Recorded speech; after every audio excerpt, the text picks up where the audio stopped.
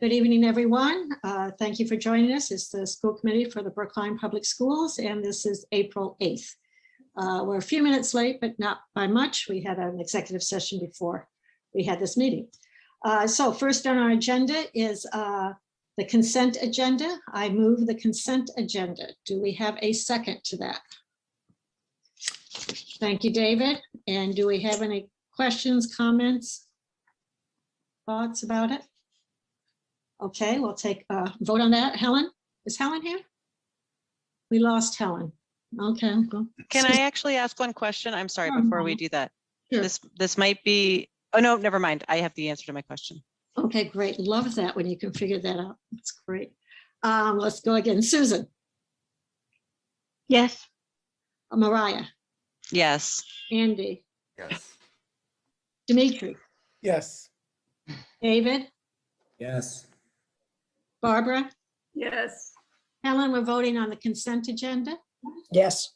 Thank you. And I vote yes as well. Thank you, everyone. And next we have good news, an introduction from Dr. Marini on the Driscoll Principalship. Yes. David, are you here? I don't see David. I don't see him. Okay, so let's Want to come back to that? yeah, let's come back to that. Okay. I mean, you know, we want to sing his praises while he's here. So I that mean, really, you want to? really, exactly, really. Okay, we're going to move into a policy review on the warrant articles. David Perlman, it's yours. All right, so on committee convened and we had a discussion of which of the warrant articles we wanted to refer to the full school committee for consideration of support, opposition, or a statement of some kind.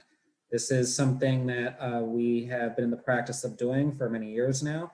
And the deadline this year for submitting statements to Town Hall for inclusion in the packets that get mailed is April 29th.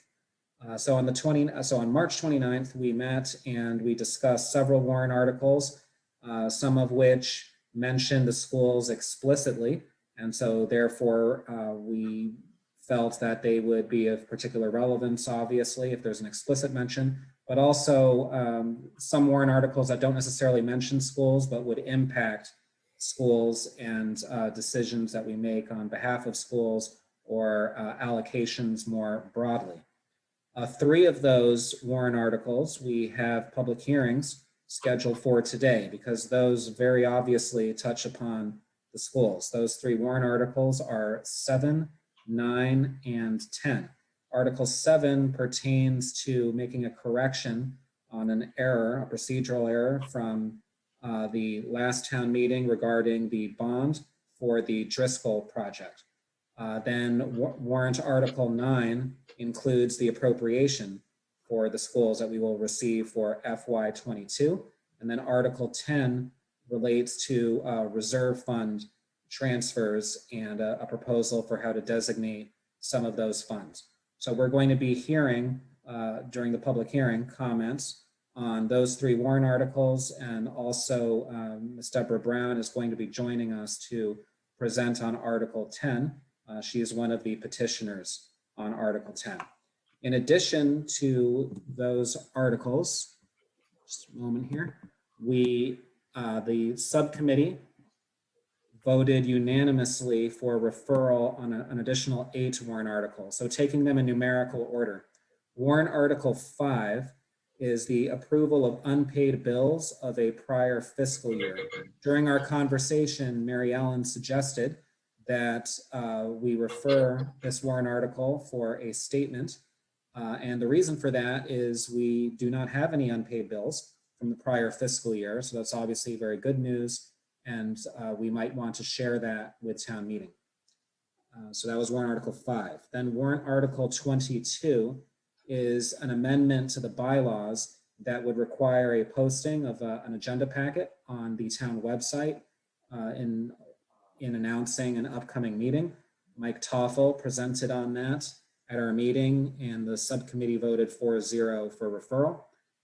Next was warrant Article 26, which is to amend the town's zoning bylaws to incentivize fossil fuel-free infrastructure and new construction. Once again, the subcommittee voted 4-0 for referral.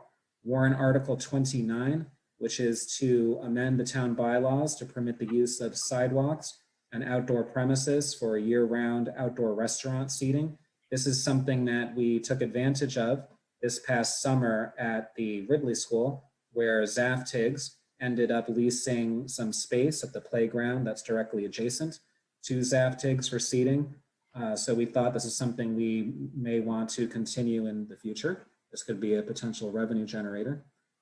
Then we also voted 4-0 in favor of referral on Warrant Article 33, which is to amend the town's bylaws to require public notification of the town's eligibility for certain emergency, disaster, or stimulus funds and public hearings on the use of such funds.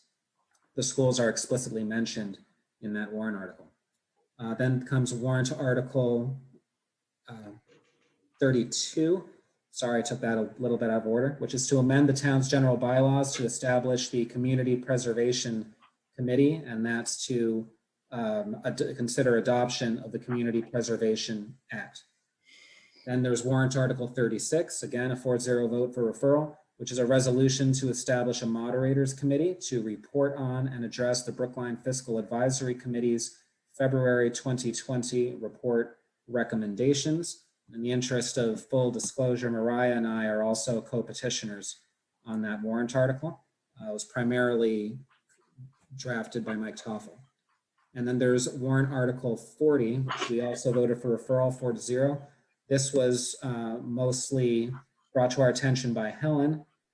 This warrant article is a resolution to provide additional funding and explore future partnerships with the Brookline Interactive Group and establish a committee to re-examine current and future grant of location and cable benefits to the town.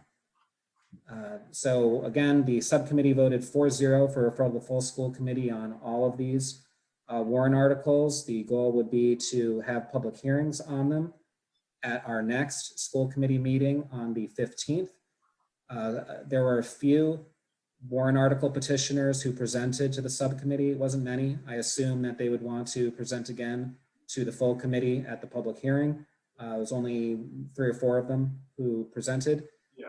Also, I want to take this opportunity to ask whether any other school committee members would like to propose that additional warrant articles that the subcommittee did not recommend be advanced for purposes of a school committee statement or endorsement or opposition, as well as a discussion now as to whether any of the policy subcommittee recommendations for referral are for warrant articles that you do not believe we should take a position on.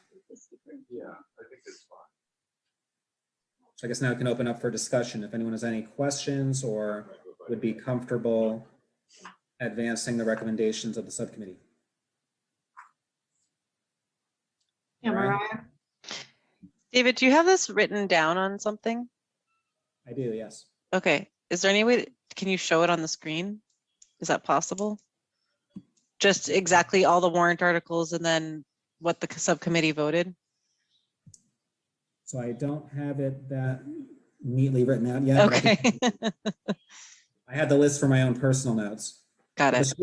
To be clear though, the subcommittee voted 4-0 on all of these. So the Okay. vote count the same for everything. The 3 that we discussed but did not refer were 31, 34, and 37. I'm sure you know what all of those say. I don't. That's I need like help. This is a lot of information and I can't keep it all in my brain. So Well, I have a list. I'm a visual learner. I have a, oh, okay, because I have a list of, where did we get these? Did you send this to us? David, did you send us the list of all 41, just one-liners? There was a link that Robin provided prior to the policy subcommittee meeting that has the town warrant. Okay, That's also in your folders. yeah, that's what I thought. I copied it from somewhere, so it's in the folder. So tonight, in another hour, we are going to be we're going to have a public hearing and we will have a conversation about what we want to say about 3 of them, 7, 9, and 10. Is that what it was? Yes. And then next week we'll have a public hearing on the other 8. So it's not, tonight's not our time to discuss all those other 8, but if there are some other articles that you think we should be discussing, now is the time to bring it up. Right. Can And you just also- repeat the 3 that you said you decided to not cover? 31, 34, and 37. Thank you.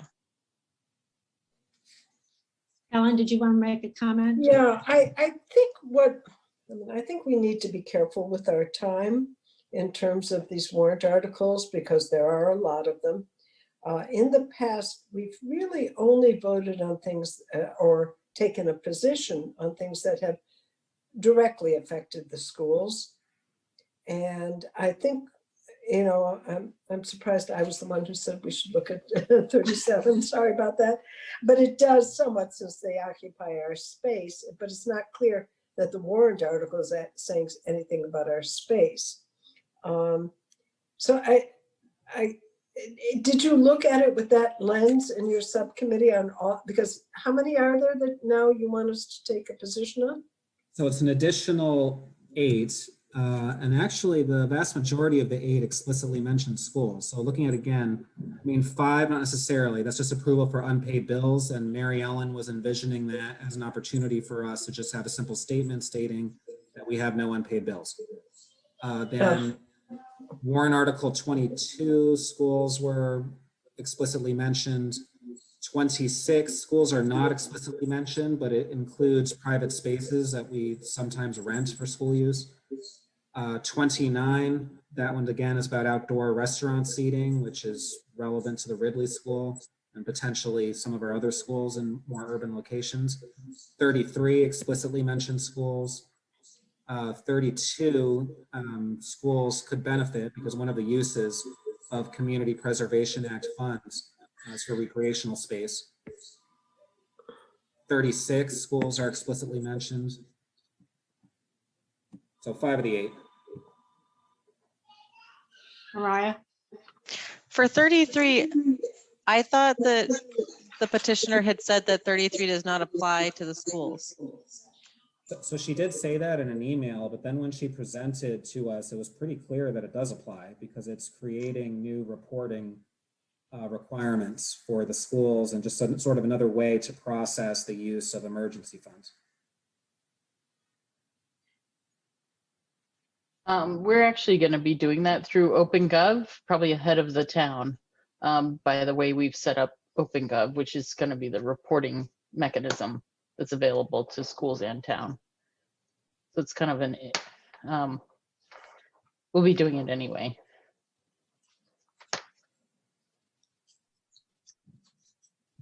Okay, so thank you for to the policy subcommittee for doing the beginning work on this, for vetting this, as we say.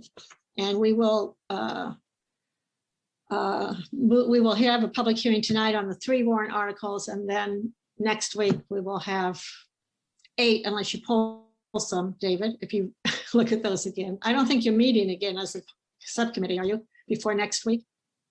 We are, although most of that meeting is intended to be on SROs. Okay. So I'd rather not spend too much time on this, but I was hoping to have some direction from the full committee, whether it's comfortable holding public hearings for these 8 warrant articles, or if the committee would like to remove some of them. Well, I don't know if people have thoughts about that. Helen, did you want to take back your suggestion, your recommendation? I don't know. Was that the one on big? Right, so the one on big, I took up because I'm pretty sure you asked me that we take that up. So if you want us to remove that one, I'd be happy for us to have a vote to not include that one. Yeah, I mean, in looking at it,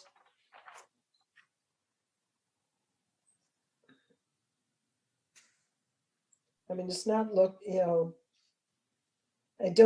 I'm not clear what the effect would be on the schools. The discussion at the policy meeting around why it would be relevant is that BIG has been broadcasting a lot of our subcommittee meetings. So that's something BIG had traditionally done in the past. So in order to ensure continuity of good governance and transparency and exposure to the public, we would like to make sure that there is a strong funding mechanism in place with this so that they can continue to provide a lot of coverage of school committee meetings and events.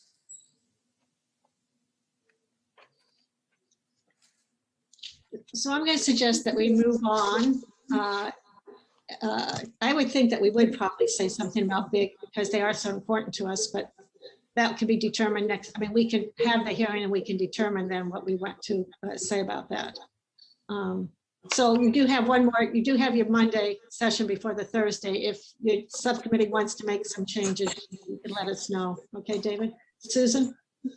Yeah, this makes sense to me. I guess the only thing that I would just remind folks of is that in prior years, more often than not, we don't take a vote on the warrant article the way that advisory does or select board. What we've tended to do is we've tended to hear it and then write 2 or 3 or 4 sentences about our perspective on it, because oftentimes there's a schools aspect, but there's also a lot of other stuff in there that really is not appropriate for us to comment on. So I would also just encourage us to think about if there are 2, 3 sentences that we would just want a statement that we would want to make about each of these that are very simple. That might be a different way to sort of short circuit what could be a sort of complicated set of questions. Yeah, good point. Good point. And we may want to think to shorten our time, maybe think about that ahead of time, if we can. Yes, what those statements might be. Yeah. Right. You That know, would- just bullet points. You Yeah, don't have to that would be write it, great. but bullet points. Right. It seemed that based on what we've been saying, 5 and 33 at least are ones where the school committee would essentially say, we're doing this already, or something to that effect. Mhm. And perhaps we don't need to hold a hearing. Right. Oh, well, Yeah, that's- we would still need to vote the statement, but if it's simple, we try to keep them simple, right? 3, 4 lines, then it can go through more quickly. Yeah, I mean, if you have a statement on, especially on 5, and I don't know what 33 is, that you could present to us, we could just vote it up or down, the statement. Okay. You know, and not wordsmith it to death if we could do that. Okay, thank you, David. We'll see you again in an hour. I mean, we're going to see you now, but I mean, we'll have you, we'll have your topic back up in an hour, so thank you. Jim, I see our new principal is here. Yes, thank you, thank you. That's my fault. I had a signal cross. So David, thank you, David Euclid. Thank you for being here. I really want to, I'm so happy, so pleased to be able to present David Euclid as the permanent principal for the Driscoll School coming forward. So really, congratulations, David. You know, interestingly enough, David has served as assistant principal at Driscoll for a number of years, and this year agreed to step up and serve as interim principal at all times. Can you imagine, right in the middle of COVID? But during all the stress, all the difficulty, all the anxiety, all the changes, he was so steadfast. He guided that school through it all, has done a wonderful job.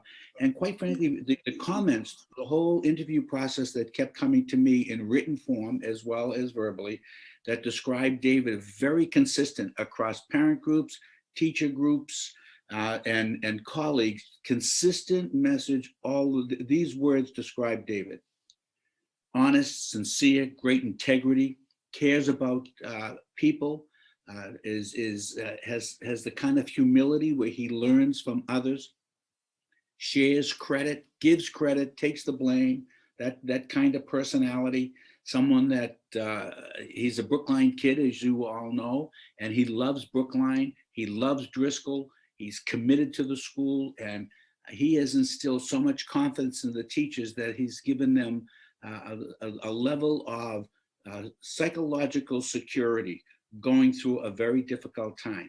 And on top of all that, he's got a building project he's dealing with. And he's been attending all of those meetings and working 24/7. And he's never complained once. He has never, ever complained once. Every time he's approached with the problem, his first response is, okay, how am I going to help with this? What do you need from me to make it work? So David Euclid, congratulations. I think Driscoll is in good hands having you here. And now, now your fate is sealed. You are the principal of the Driscoll School. So congratulations, David.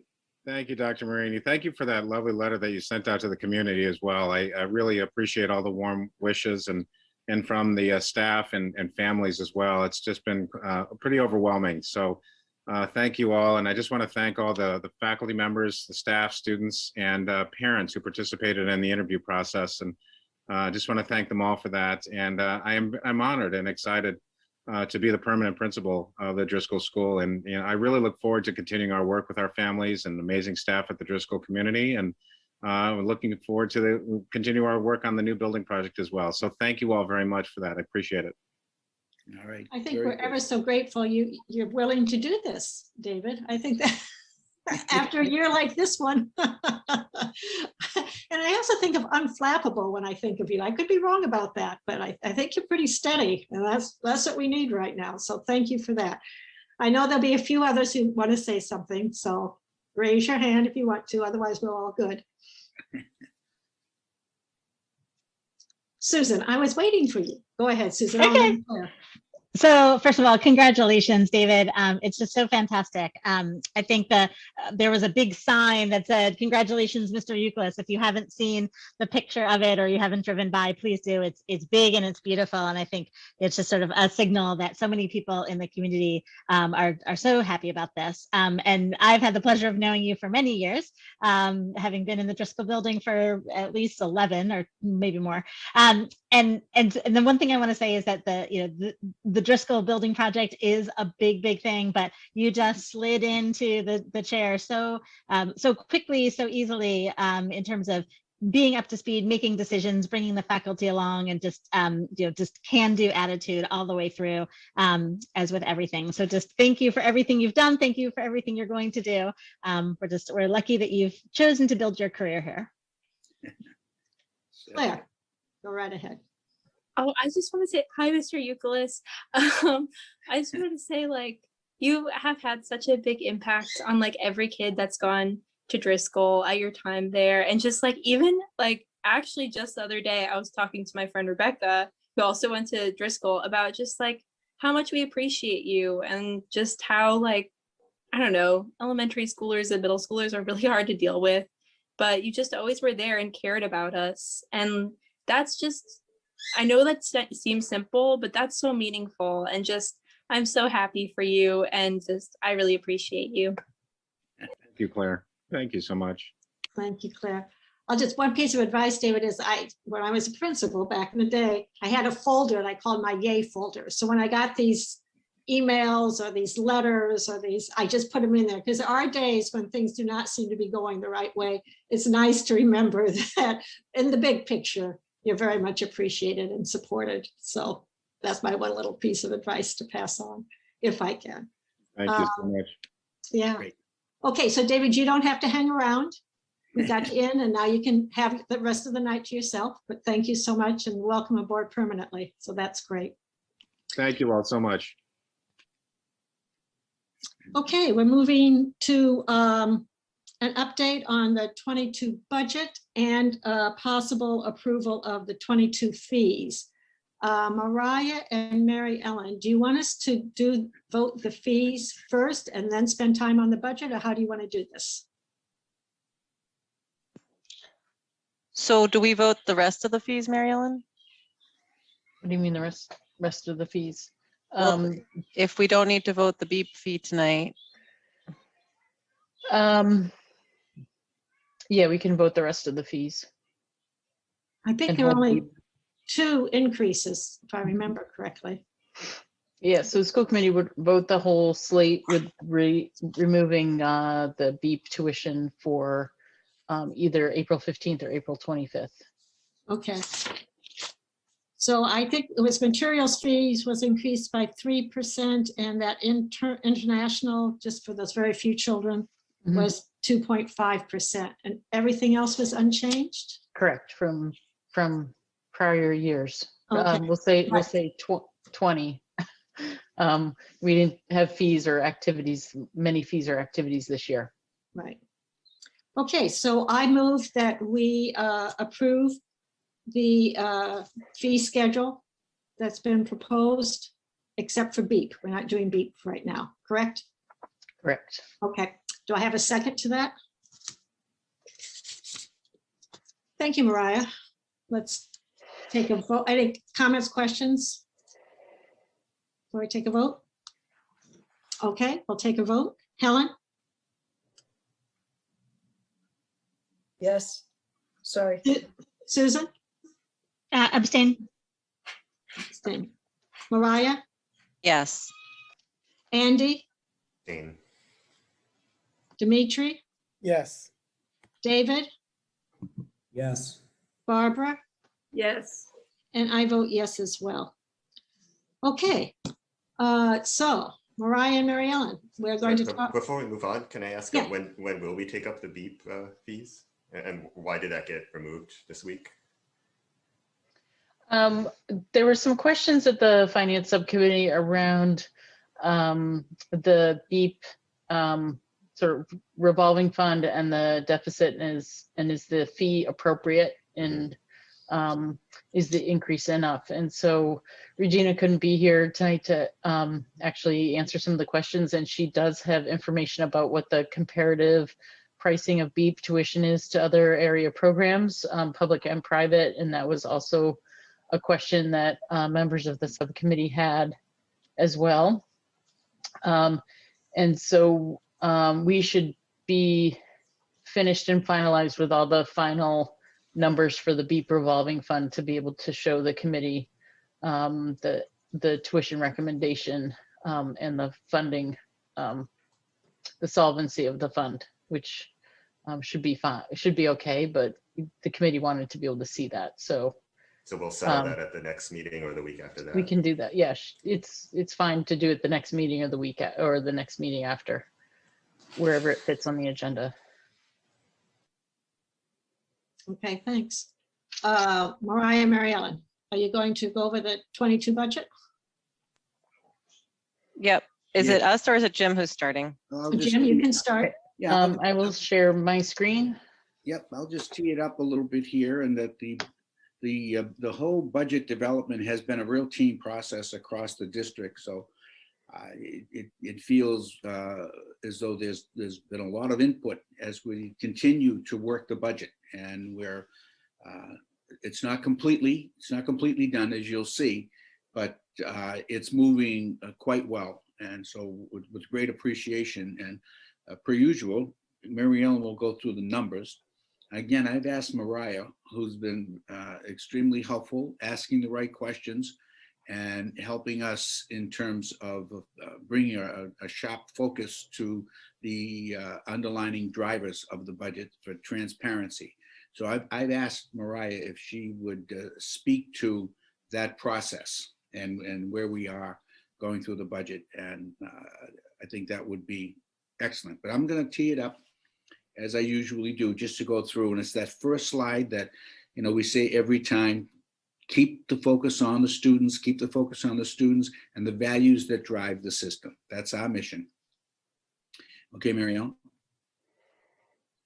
Again, now, this has been a huge shift in personnel for everybody in the community.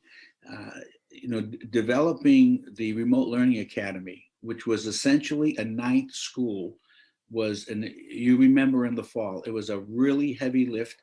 And that 9th school was developed in very short order with a lot of work. Well, interestingly enough, as we move toward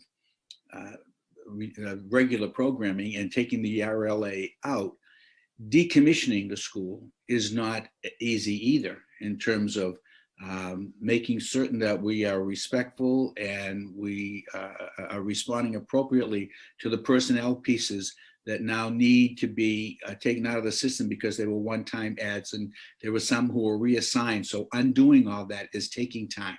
That's why we're really working this budget as closely as we can. And then we are looking constantly at enrollment.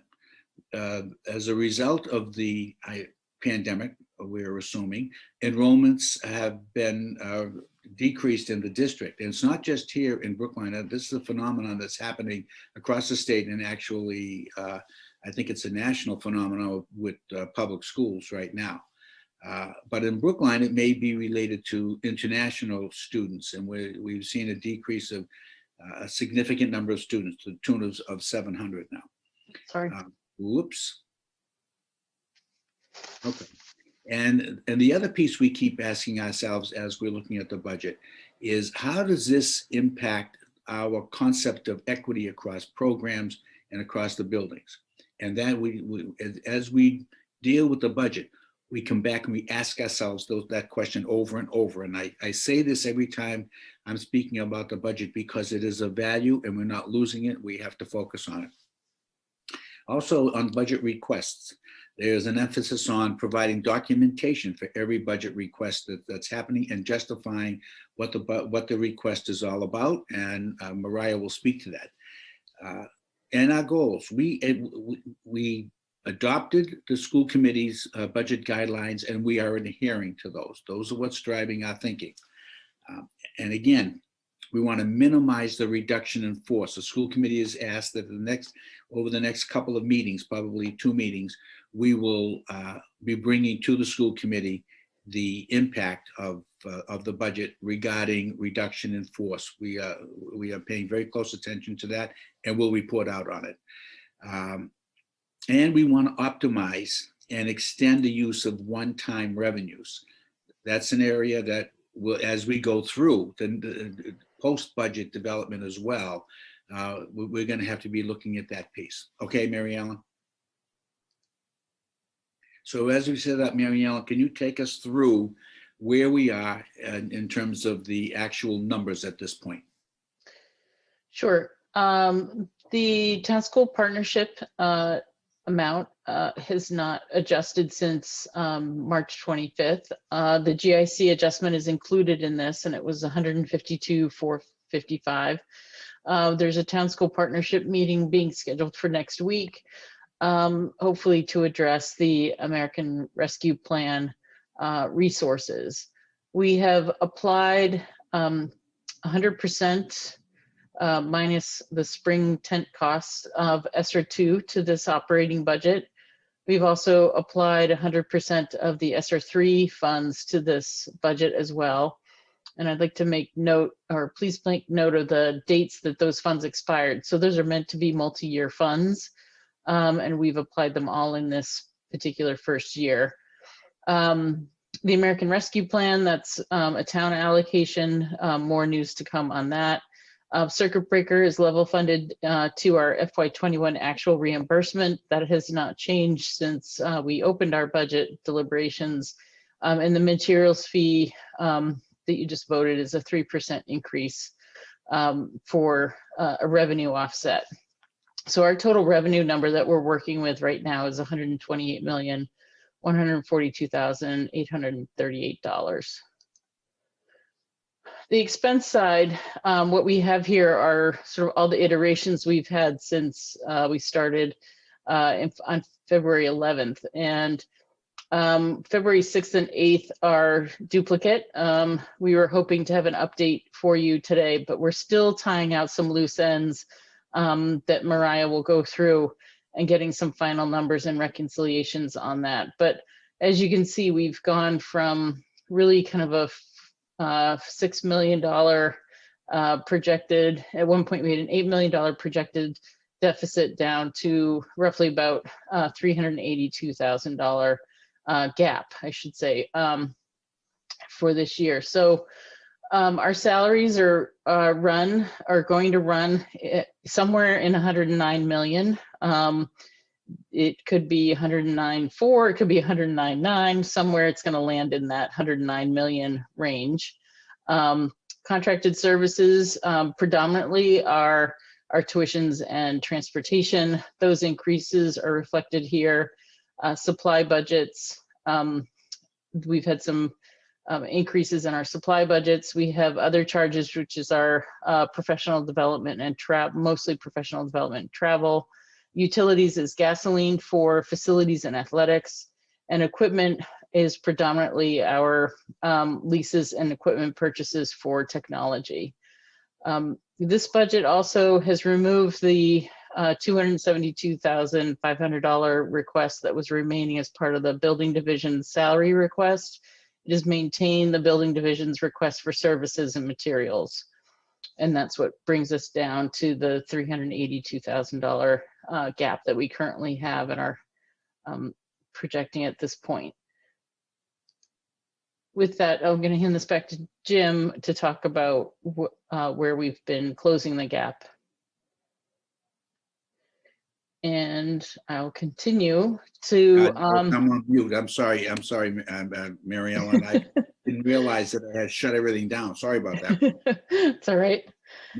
Ongoing steps to closing the gap.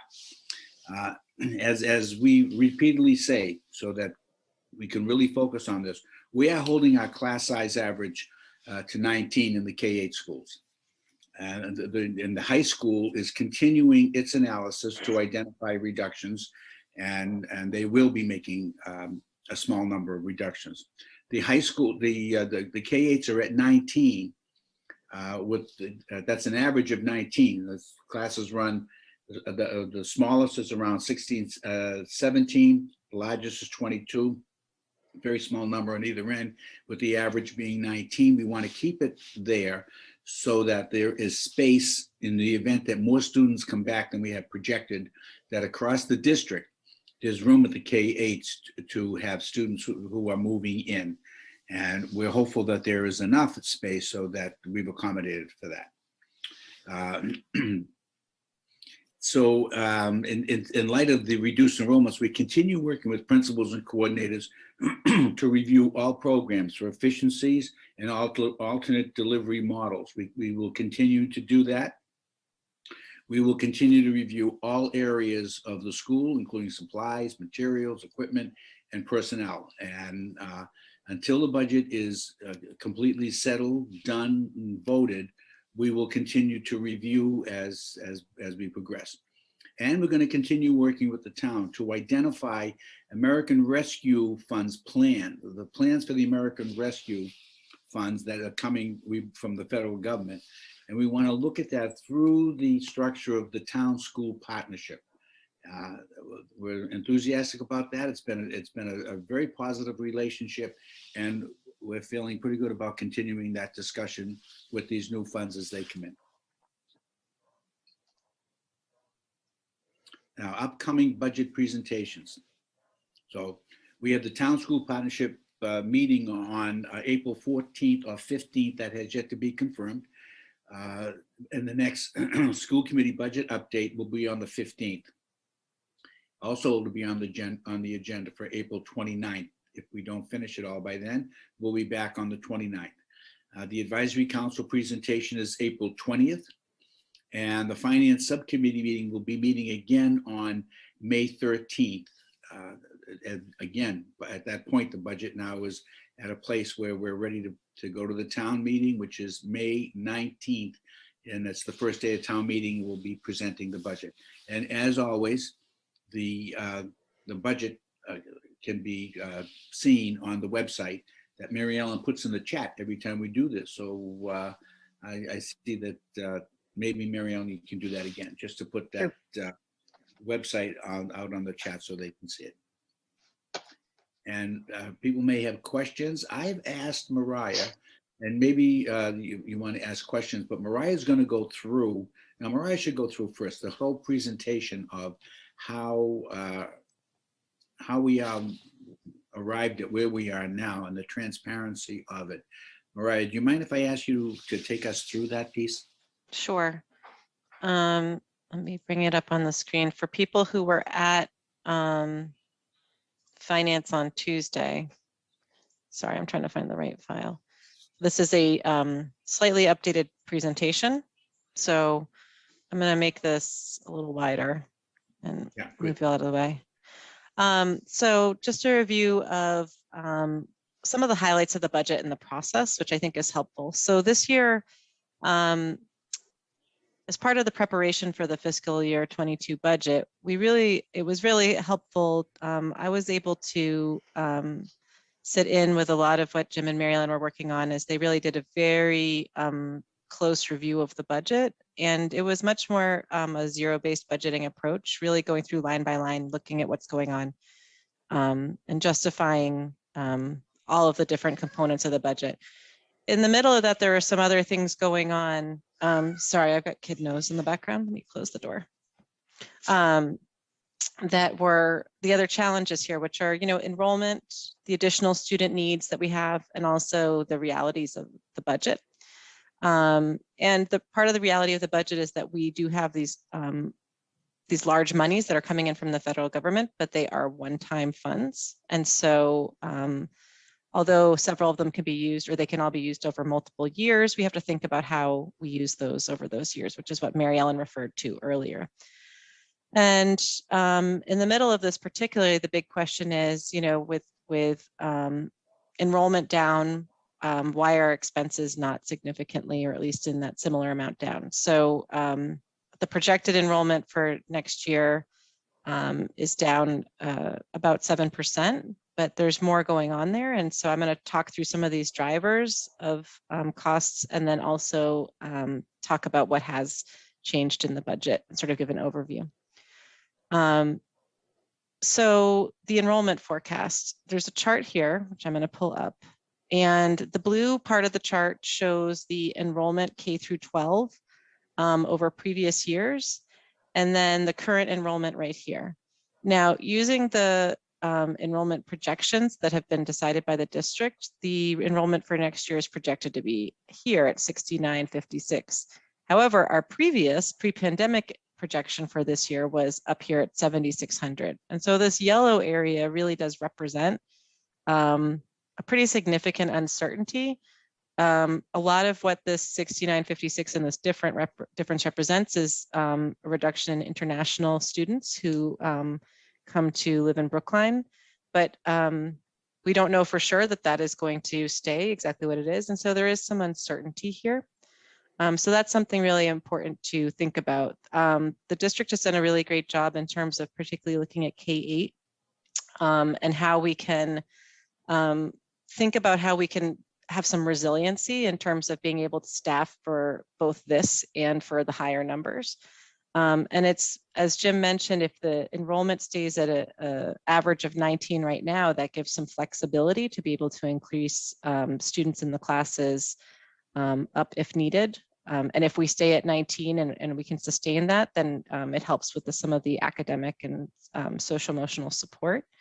But again, if needed, it can go up and accommodate some of this flex up. So that is something that is sort of going on in the background, is this goal to keep the staffing relatively level to be able to accommodate the students that we have, but also to have to deal with some of this flexibility here. The other thing that's going on is some of the special education costs. And so even though overall enrollment is down by 7%, as I said, the number of students in special education is down just 3%. And the number of students in out-of-district placements has grown actually by 18%. And those costs have grown further. So this is actually a chart that shows some of the out-of-district. The blue is actual projected student counts and actual student counts. So dark blue is projected for each year and light blue is actual student counts. And then red is the budgeted funds we had for each year. And then the lighter pink color is actual expenses. And so this is something, again, where the costs grow. Of course, we have a commitment and are very strong in our commitment to fund our special education obligations. But it is something that even as we think about some of the other trends in our budget, this might not behave in the way that people who are looking at the overall budget numbers and overall enrollment would think. And then lastly is just to reiterate the need for that students may have, so additional academic and emotional support needs for the next year. And then at the district level, we've also talked about hopefully restoring some of the cuts to supplies and services that have happened in previous years, and then also avoiding the budget freezes that have happened. And so the goal is that this year, hopefully we can break that cycle and fully fund, or at least to the best of our ability, the services and supplies that have been reduced in previous years, and then also be able to keep the supply budgets intact and without having to freeze them before the end of the year, so that the curriculum coordinators and the other people who need to access supply funds can do so throughout the year. So big changes to the budget. This is the most notable changes, and I'm going to go through each section quickly. So special education personnel, it was really helpful this year working with Casey Miller. We went through and we looked at staffing levels in each area of special education and compared staffing both against current student IEP needs, but also benchmarking it against recommended levels of staffing from relevant bodies. So that could be, for example, for nursing is the benchmarking or the recommended levels from the Mass Department of Health. For OT is the American OT Association, and so forth. So looking at all of that and making sure that the staffing was right-sized to student needs and to best practices. One change that's been a couple of years in the making is bringing some of the staff who were funded on the revolving fund for BEEP, but who were actually, because of the makeup of the student population in BEEP, about 40% of the classes are special education and or low income students. And so the fractional portion of those educators came over into the operating budget because it is an obligation of the district to provide that staff. So that was an increase in staff. Specifically, and has been discussed at school committee previously, there's 8 additional K-12 social workers. And one of these is focused specifically on steps to success. One at the high school focused on LGBTQIA. And this is actually slightly more, it's about a doubling of the number of social workers in the district. There were mostly at BHS before, and some at BEEP. And then to oversee the social work program, there's a assistant director of social emotional learning who'll be reporting to the director of guidance. In the general education staffing, as Jim mentioned earlier, one of the big projects of this year was decommissioning the RLA. And so that's a reduction of 82 FTEs and the complications around that, and how, but that's a lot of work. And also reviewing the staffing that's back in the building K-8s particularly. So comparing all of that staffing, balancing against the enrollment range. So overall, as we've previously discussed, the classrooms have gone from 270, which was pre-pandemic number, to 262. And that's another 12 FTE reduction. Reviewing staffing at the high school as well. Again, all of these different levels and what can be done, that's another 5 FTEs. And then again, reviewing all of the special programs that the district has enabled. So looking at what we can do to best meet student needs for the upcoming year. So the literacy coaches have been reduced by 1 FTE. While literacy specialists, actually, they've been level funded, but because the grant for low income students that funded 2 of them was reduced, there's actually 2 additional FTEs on the operating budget. So that was not reduced, although the other funding stream went away. That was maintained and brought to the operating budget. ECS, which has been discussed several times here, and even was discussed at a slightly lower staffing level on Tuesday at finance, has been brought back.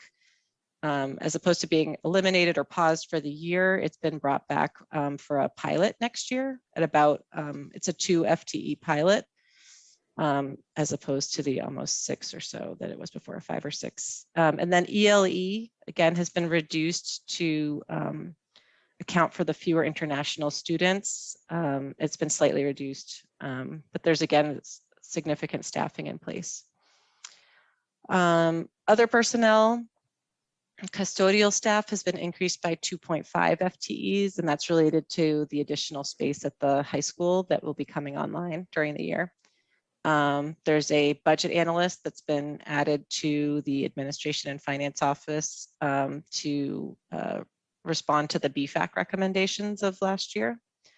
The enrollment and communications and community engagement staff, which are currently exist, are going to be realigned. So there will be additional support in communications, but it actually stays at 2 FTE overall.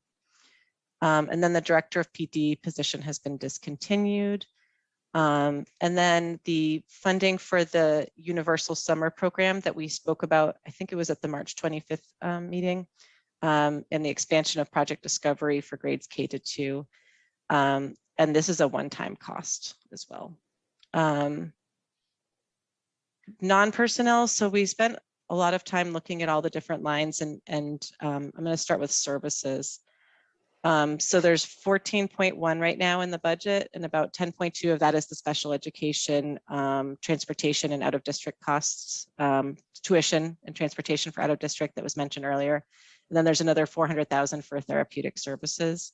And then the rest is broken down, as you can see, 1.5 million for software and equipment leases, 950,000 for professional services of various types. I haven't outlined all of them, but you can see some of the things here that are covered.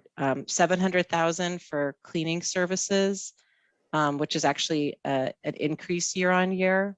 But the contract increased, the third-party contract increased, and if we want to maintain the current level of cleaning service, then we need to increase the contract allocation. Another 100,000 for equipment, and then another 225,000 for some other smaller services, but they all coming together as another 225. The supplies, as I mentioned earlier, the funding has been cut drastically in recent years, and so this budget is attempting to break that cycle. So this, the supplies budget's funded at just over 2.5 million, which is an increase of almost exactly what we had added to it on February 11th. So it's just under $800,000 increase from previous years, from last year, I should say. So curriculum and building supplies are about 5/6 of that, just about 82%. As I mentioned and showed at a previous finance meeting, we've gone through with the curriculum coordinators and documented very extensively at each grade level what they need for their current curriculum and allow them to really make clear what they need. And it will help us, I think, also with forecasting of supply costs as we think about how our enrollment changes, and not just thinking about the staffing relating to enrollment, but sort of the more holistic approach to increase in enrollment and how we ensure we're providing we are accessing the funding that we need for all aspects of student education. Building supplies that were thought about for the 2018 override but weren't funded, we've been able to return those, not fully, but we've increased them. And then also the district added the portion of the supply costs for the special education and low income percentage of the BEEP students. So that's been, again, moved from the revolving fund where it did not belong into the operating budget. And that's been a several year discussion and process, which has just come to fruition. Cleaning supplies, again, has increased, and special education program supplies, this is testing materials and so forth. Equipment, we had a really good conversation about equipment with the town's CIO and the director of EdTech, and talked about the need to think about a upcoming a redo of or a refresh of the technology plan. The current equipment budget is actually almost entirely, it's totaling 1.2, and it's almost entirely the ongoing leases, which were brought on board because of the 2015 tech plan that really laid out what needed to be done, and then the pivot along the way that went from Macs to Chromebooks. The balance of the almost 1.2 is almost entirely it's projector replacement or some device purchases for staff when leases don't make sense in those cases. But again, this is something that we're going to, I think, really need to discuss this upcoming year is really refreshing the tech plan for the district, because as we can all imagine, we've learned a lot, and we've done a lot, and now it's time to keep thinking about that. And then the last area is other, good old other. So there's an 1.25 million in that. 475 of that is for special education. It's basically a reserve fund, so unanticipated funds, unanticipated costs for that. 175,000 is financial assistance, 120,000 is insurance. And the last area, which is a difference, a change in how we're doing this, is around 480,000 for professional development. And there's going to be hopefully a slightly different approach to professional development this year, where rather than having funds, some of the funds held centrally and some of the funds dispersed into the district, the funds will all be held centrally. And there'll be an opportunity for building leaders will each have a portion of it allocated to them, but there'll be opportunities because it's held centrally to have some greater communication and collaboration. Because they'll be talking to OTL about what their plan is. And so there'll be some opportunities to hopefully share and leverage across buildings. You know, if there's a specific program of professional development that one school wants to do, how do we open that up to other schools? And then also if for whatever reason, a building leader has decided that they do not actually come up with a professional development plan, those funds can actually be repurposed for other PD uses during the year. So that's sort of an overview of what's changed and what's going on. And I'll stop sharing for now. So first of all, just an enormous thank you, Mariah. She has spent hours upon hours upon hours going through this with Jim and Mary Ellen and Michelle Herman and Casey and oh my goodness, so many people. But Mariah has been leading this in a big way. So thank you, thank you, thank you. Really, it's a tremendous effort. Just a reminder that we will not be voting tonight on the budget. This will not be our last conversation. So I know people have a lot of questions and comments, but we may not get to everything tonight, but next week it'll be there again. So we'll have that time. And I will remind you to let everybody have an opportunity to speak. So I'll call you in the order I see your hands raised, but do not go on and on. Allow your fellow members to also have a chance to speak, and let everybody have a chance once, and then we'll go back through and see what other questions we have. So let's start. Who would like to start by asking questions, making comments?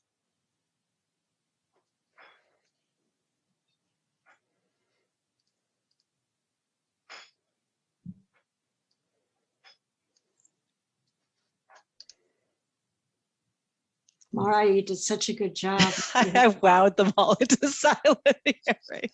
That's what you've totally overwhelmed people. That I believe. It's a huge amount of I'll make a information. comment. So, I Helen, mean, I want to thank Mariah for laying out very clearly where our budget is going and what we're using the money for and why. Even though there's a decrease in students, there's still those unknowns that we need to deal with.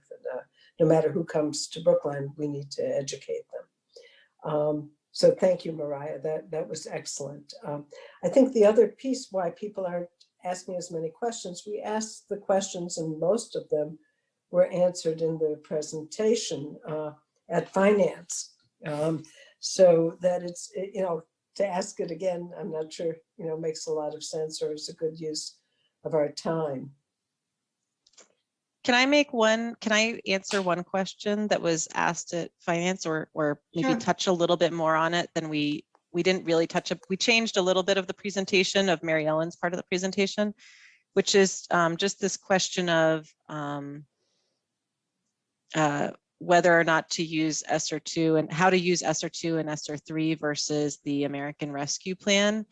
And I don't have a lot to add to that other than to say town school partnership, which I think has been scheduled for next Thursday at 1 p.m. if I read my email correctly, that's going to be a really important meeting for us to get much more clarity around what how much we have for American Rescue Plan and the thinking around that, so that we can then perhaps rather than having ESSER 2 and ESSER 3 be the sort of frontline revenue replacement, which is how they're presented right now, that they are take a back seat to ARP, and we structure that sort of use of funds differently. For the time being, it's like that, but Susan brought it up at Tuesday, and so did members of advisory, and that's something that absolutely needs to get looked at again, but we should have more information next week. And that would allow the ESSER2 funds to be, and ESSER3 to be spread out over the coming years instead of using it all up front. Right, yep, that could be, and all of these monies do that, but again, it's sort of, thinking about how to position that the appropriate way. Right. Andy? Yeah, so since we're on town school partnership, I think it came out at finance subcommittee that the like our revenue projection is now being based on what was allocated to us by town school partnership and not the higher figure that we voted to request. Is that right? And so if that's the case, do we need to do anything to revise our request? Do you mean, do we need to vote again? That sort of thing. I mean, where does that number go that we requested before?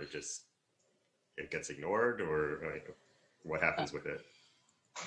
We vote again, Okay, but not yet. not yet. Yep. All right. You'll vote prior to the town meeting, when we actually know what that final kind of revenue number is. Okay. And you'll vote the allocations as well across the different summary line items that we've been showing in our budget. You'll vote each of those. So, yeah, and you'll vote. You'll also vote we've already voted the fees. I'm just going through my vote memo that has like 8 votes on it. So by the time you're done, you've gone through 8 different votes of different funding sources and uses.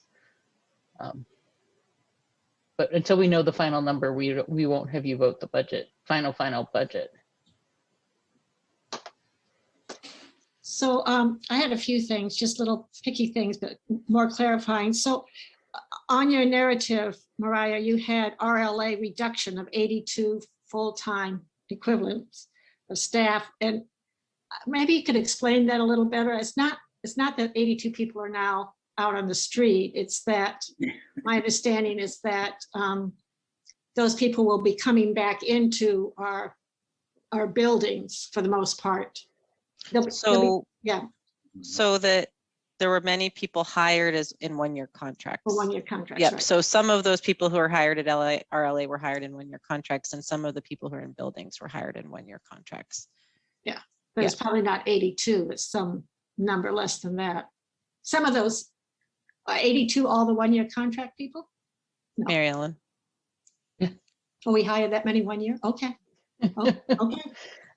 It was a night school. It's 700 No, I know students. that, but I thought we offered opportunities for our ongoing staff to move over there, and some of them did. Yeah. But they needed to be backfilled in many cases too. We had part of Okay. our deficit. Why?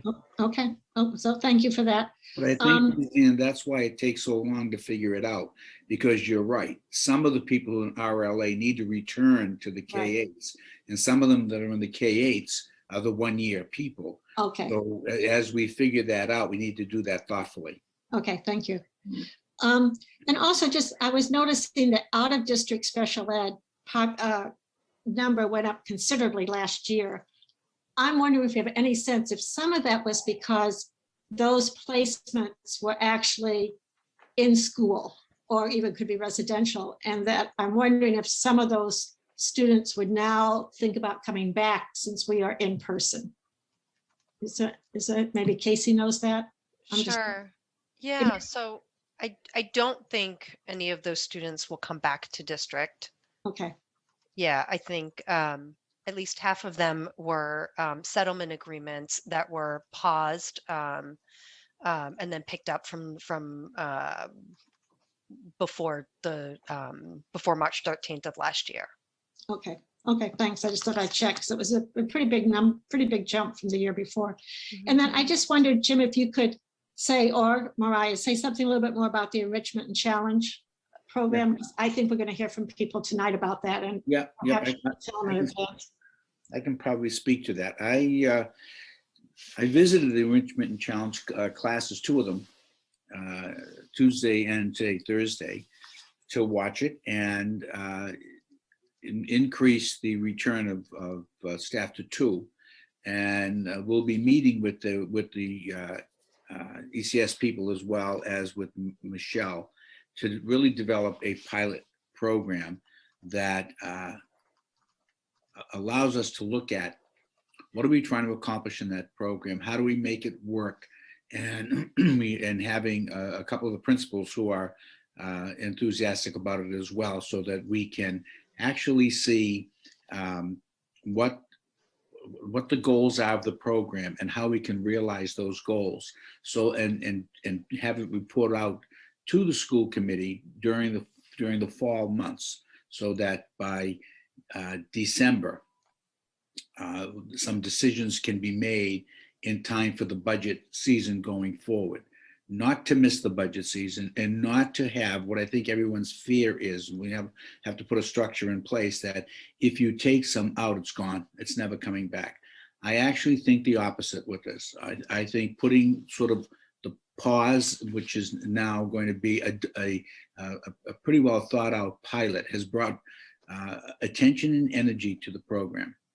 And looking at the concept of what the ECS program is trying to accomplish, and how to embed that in the classroom, in the curriculum, and not sort of this standalone, which is always trying to find its way, I think will be good. And then the committee will have reports out on it. And Michelle, I think, will be leading that next year and bringing that forward. So in time for the budget, and it will have a discussion at budget time in terms of how the pilot worked out and what we need to do in order to bring it forward in a way that it's embraced and supported across the district. So I'm actually feeling pretty good about this.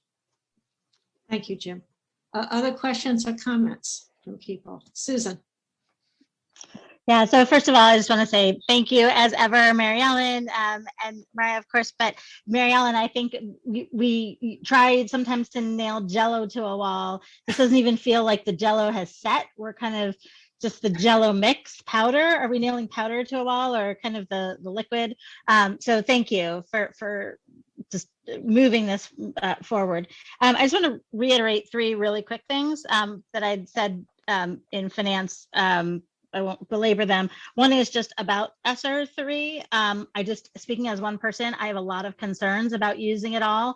And I don't have concerns using it all that would be solved by replacing it with ARPA money, because ARPA money is the same thing as one-time funds. So I'm not sure I support using one-time funds against ongoing operations, all of it. And so I think what would be really helpful is if we can, number one, if there are ways to sort of match what we're spending one-time money on to one-time expenses, that would be helpful, just so that we know how much of a cliff are we creating. And then I think we just need to have a real strategic conversation about the cliff. If I'm the only one that feels that way, maybe we don't need a strategic conversation. But if I'm not the only one that feels that way, I think we really need to talk about how much of a cliff are we willing to create? Because that obviously has a lot of implications if we're going to start taking money out of what is, we're trying to land. And that kind of goes back to the criteria question of, what kinds of things that are in our strategic priorities, but, won't create a cliff. We've talked about in other meetings. So I just want to put that back up there because I feel very uncomfortable using all of this for one-time money. And again, this is separate from, regardless of where ARPA lands.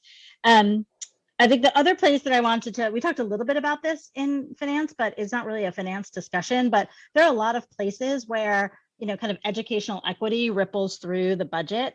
And I think maybe pulling together where those places are would be important. So for me personally, I think I would love confirmation that we're going to keep the educational equity role as a cabinet level position. I'd love to think through how are we, what is the progress we're making on hiring and retention and promotion targets for educators of color, and if there are investments needed. Obviously, I know a lot of things got put on hold, but what I don't want to do is wait a whole nother budget cycle to re-have these conversations. I would love to start with where we are and move forward. So on the pipeline, we had done so many things to try to, widen that aperture. We've done so much in terms of supporting the pipeline of paras of color into teaching positions.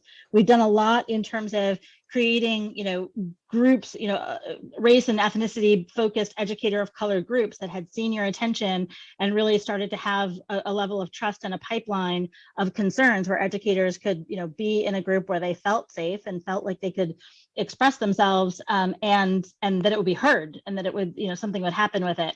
I admire very much, our Malcolm Cawthorn's interview in the Boston Globe magazine. I just think that instead of just admiring it, we have to also think about what are those supports that we think need to be put in place around that. Again, we used to have some, but I feel like we need to start there and build.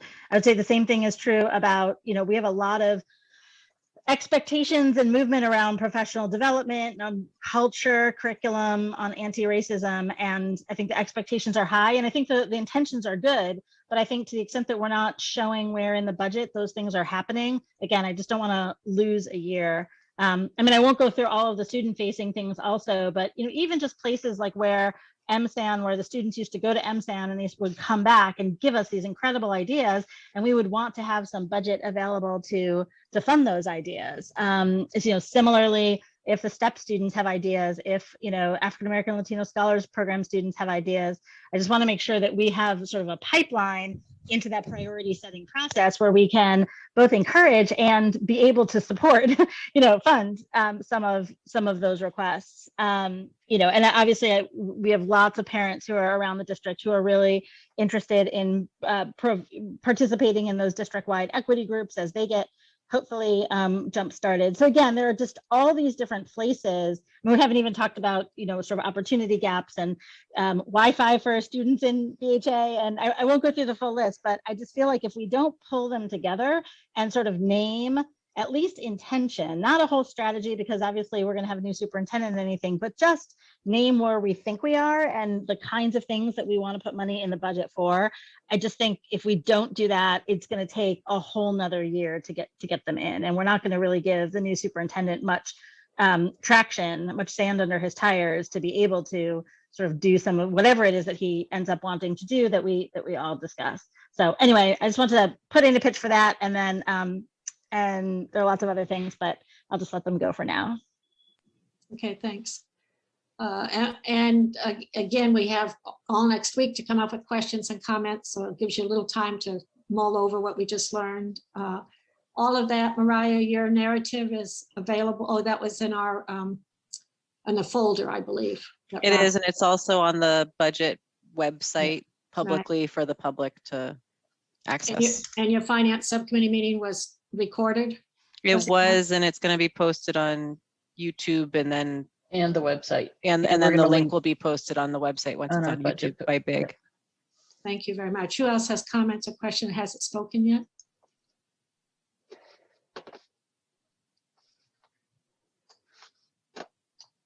Mariah. I actually would like to respond to the first thing that Susan said, which is talking about one-time funds. And for some of these, they're very intentionally meant to be revenue replacement.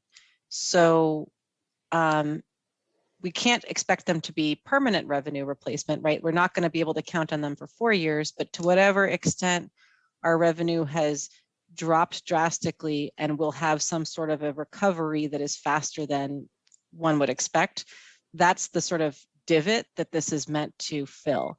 And so I completely agree with Susan. We have to have a plan for on the other side of that divot, like how we land there. But I don't have a problem with judiciously using the one-time funds for that purpose of revenue replacement. And it's really important that, and again, the town school partnership will help us with this next week. It's really important that we have a common shared understanding of what revenue is being replaced and what does that look like on the far side, so that when we get to this 2 or 3 or 4 year moment out in time, we aren't finding that our expenses outstrip our revenues by some unsustainable amount. So we have to, I completely agree. Yeah, just on that, so depending on what revenue we're replacing and what we're funding with it, I could probably 100% agree with you. So for example, we had a huge deficit that we were expecting from room rentals, renting out our buildings to people. That was a lot of money that didn't come in. That is one-time money that for sure would fall into the category that you just mentioned of recovery. And I guess though on the cost side, though, if we are using that to create a new cliff or create new expenses, as you said, that are going to live on the other side, I guess to my mind, I'd almost want to conceptually figure out what kinds of one-time things or whatever we're funding with it on the cost side now. And to the extent that we are funding ongoing operations, just be very transparent about that for all the reasons you said. So I don't think I'm far from you, Mariah. I just think we have to do that matching and communication exercise. And if it's a high number, have a discussion about how high we're willing to go. I mean, I'm not willing to go to a $3.5 million clip, so other people might have different numbers. So, okay, great. Okay. We are going to move on. So again, Mariah says, give her questions, send them to Mary Ellen, and we will continue this discussion. But again, thank you so much to those who have worked so hard on the budget and to the finance subcommittee as well. Okay, we're going to go to public hearing, and we have the three warrant articles that we're going to hear about. And then I guess, David, we're going to take some kind of a vote or something on those, is what you're hoping? That's right, yes.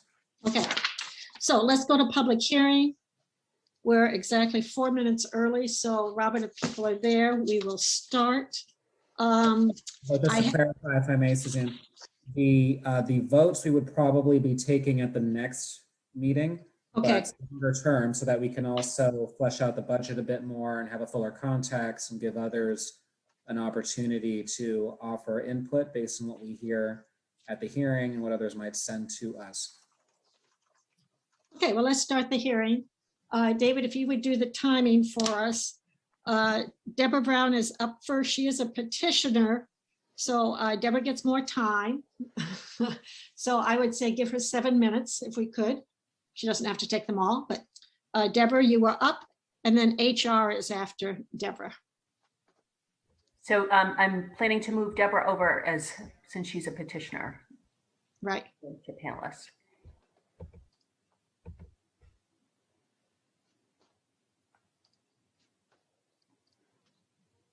Hi, Deborah.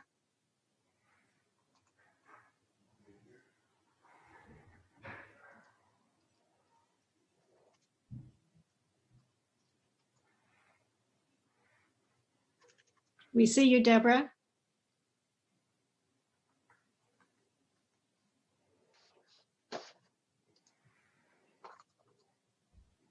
I'm not hearing you.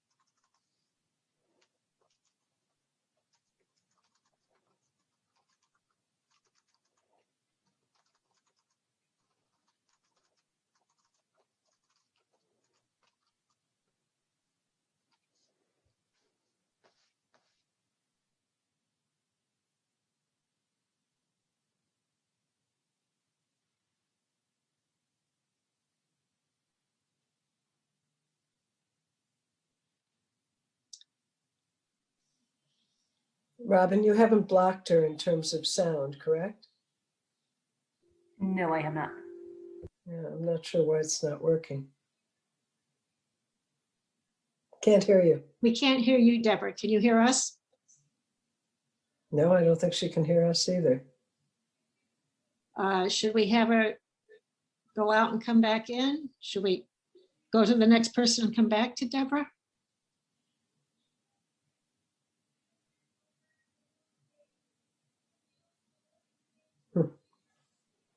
I don't even know that she knows she's on, Robin.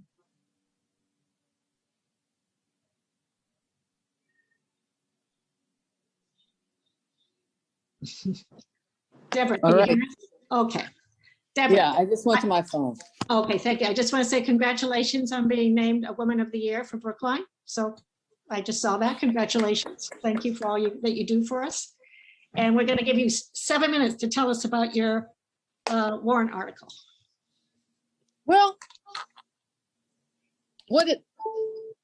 basically what this is it's taking a look at two problems that, this will be the third time that we've raised this at town meeting.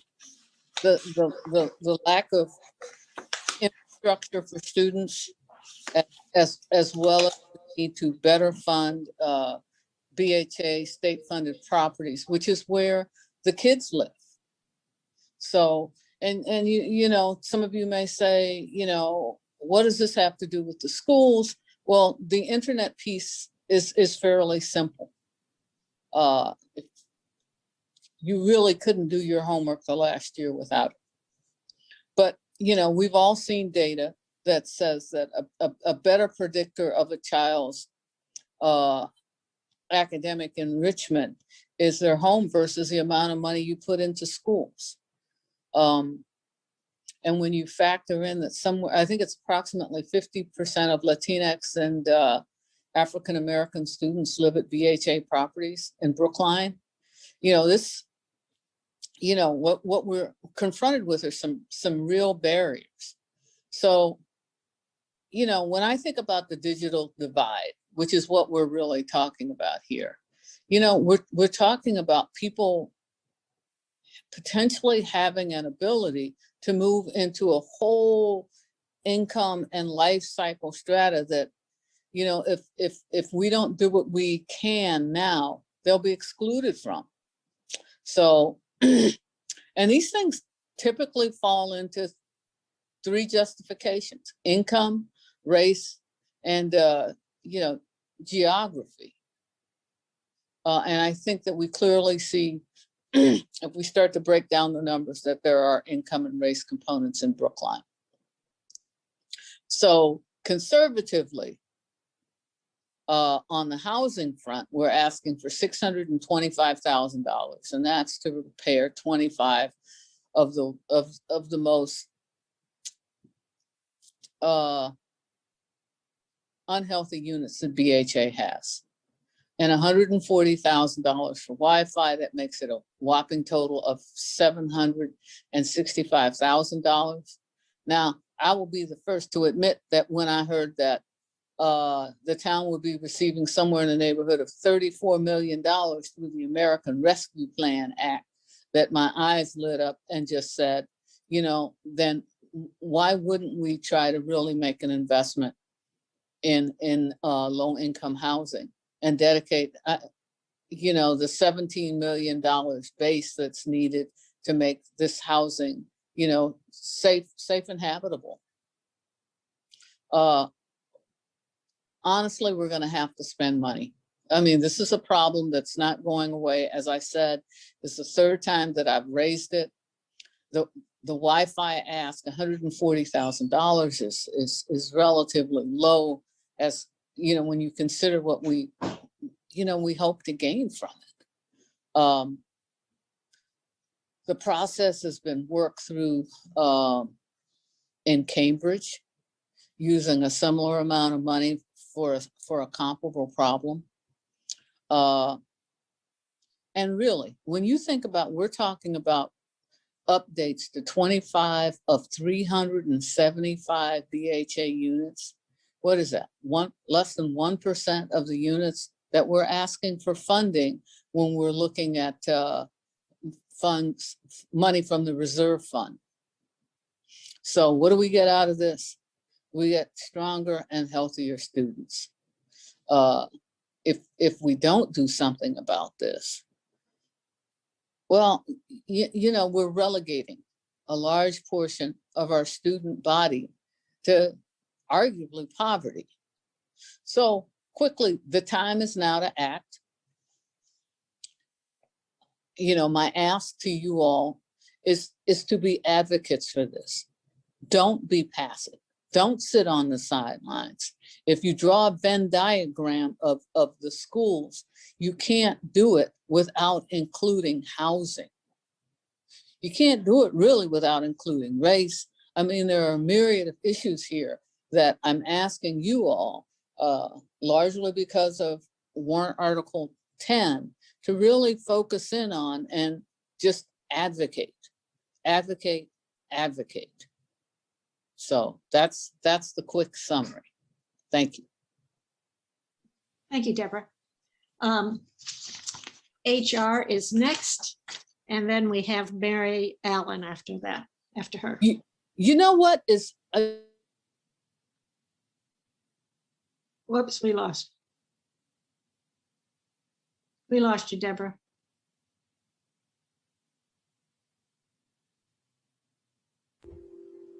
Deborah, if you can go back on your phone.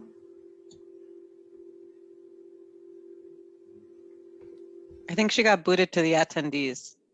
So you might need to promote her again. Ah, thank you.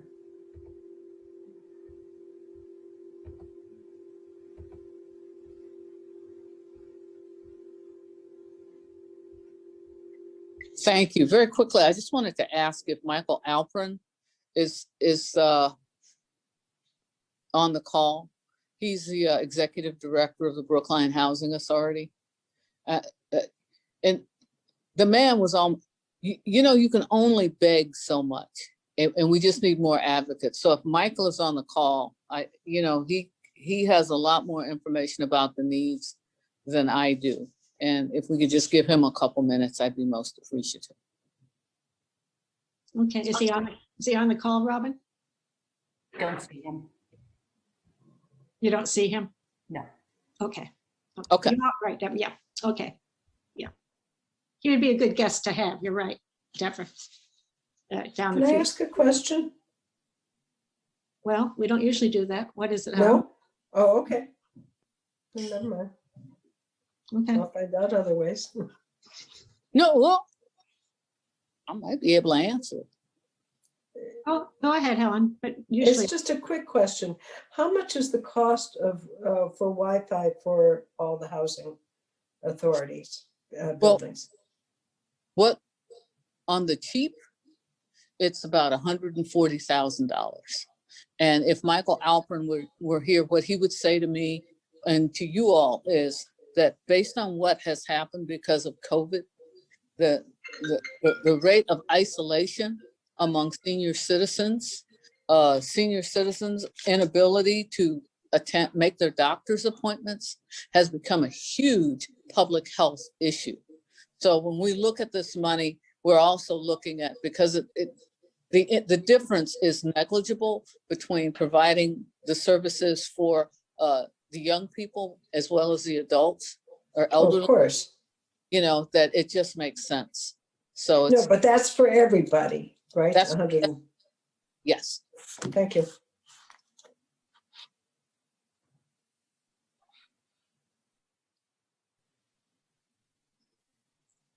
Okay, thank you. Thank you, Deborah. Thank you so much. Is HR here, Robin?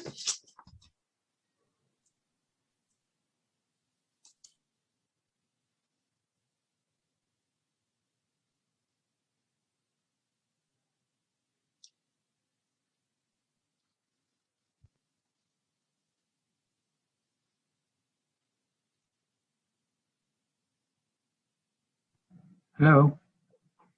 Yes, hi. Yes, I'm not sure why my screen is not on. Is it from your side or from my side?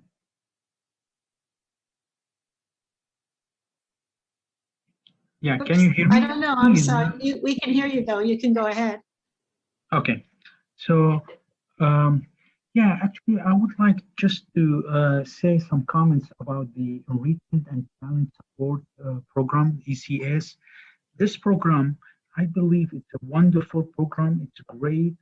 And I was sad, I mean, when I heard that it might be suspended or it's going to be suspended this year, I felt very sad to hear that. So I wanted just to say, like my daughter, she's at the 5th grade, and she started learning about engineering in her class. She started learning about electricity, microbit, how to play music or create the circuit to play music and LEDs. So that program helped her to start understanding what engineering is and how she can use those tools to develop her system or engineering stuff. So, and in addition to what she was learning in school, she started asking for more. So I got her a robotic toy. She used Scratch coding, which she learned at school, to develop those robotic stuff. So in my opinion, such a program is very important for those kids, especially at their age. When they grow up, they know what engineering, they can graduate from high school and they know if they like it, they can say, okay, I like to go in engineering. And it will help those other students which they finish high school and they don't know what to do for college. So I really feel that we should be very supportive for the ECS program. And this program is very important for the kids, girls or boys, through the school, and it will help them decide their future in the college if they like it. So. Okay, thank you very much. Yeah, thank you. Thank you. Mary, you are up, and then Alicia Poulin.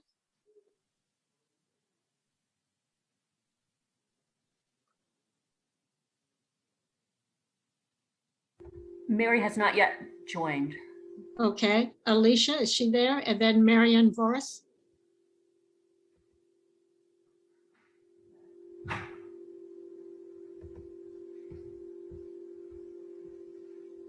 Hello, I'm speaking tonight to voice my support for the ECS program and the specialists and to advocate for it to be fully included in the budget.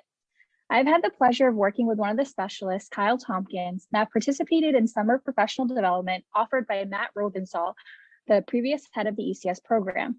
Without a doubt, these two experiences, particularly collaborating closely with Kyle, have had a great impact on my teaching and my students' learning experiences.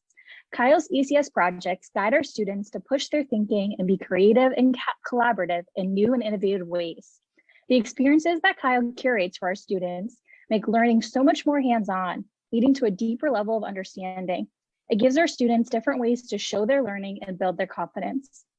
We have created project-based learning units on topics ranging from nutrition to energy and motion.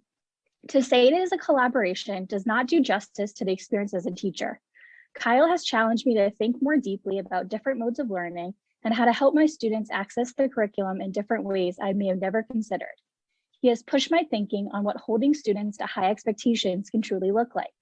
This is a type of experience teachers want to help them grow their practice and look for in districts when they're seeking new employment opportunities. ECS specialists also help provide us with resources and training to challenge students whose educational needs go beyond our curriculum. They also have launched and continually support our amazing maker spaces in the district. I truly believe I am a better teacher because of the ECS program specialists and their professional development offerings. I understand that the budget is tight, especially this year, and we have to make sacrifices somewhere. However, we can't lose sight of what makes Brookline Schools such an incredible place to learn and grow, not only as a student, but as an educator. The ECS program is an integral part of what makes Brookline unique, and it deserves to be funded. Pilots can be informative, but this program is already doing amazing things for our students and staff. Thank you for your time. Thank you, Alicia. Marian, you're up, and then Stephen Vogel.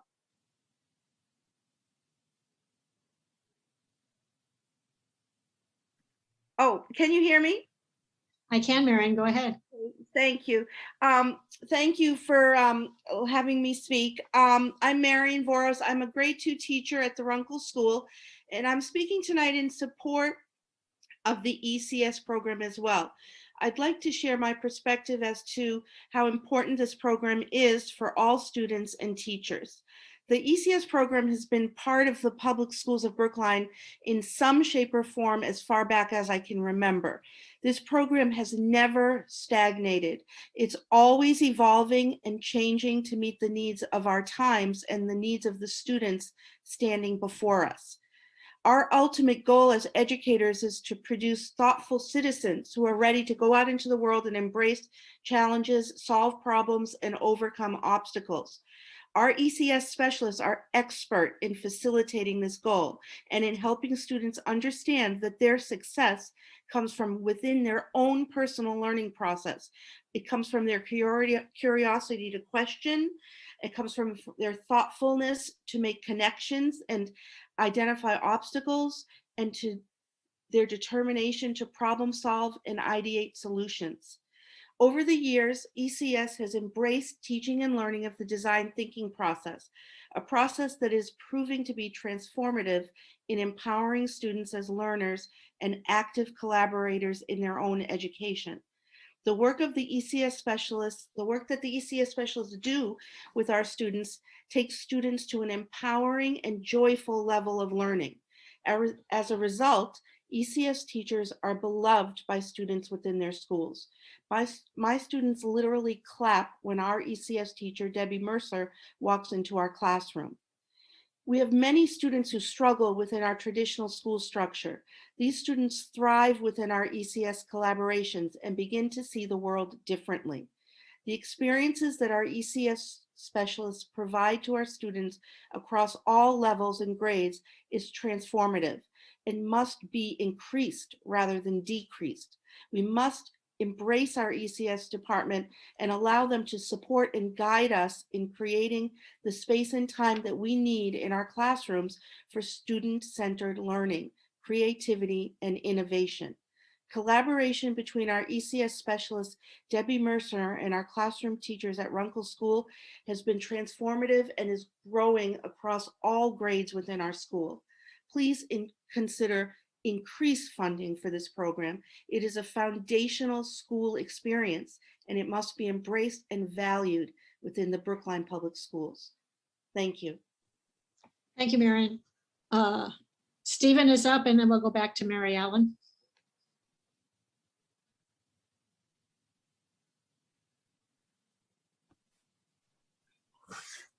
Yes, hello, thank you. I'm also here to speak in favor of the ECS program. My son is a fourth grader at Runkle School, and his work with Debbie Mercer in the ECS program has been really inspiring and effective.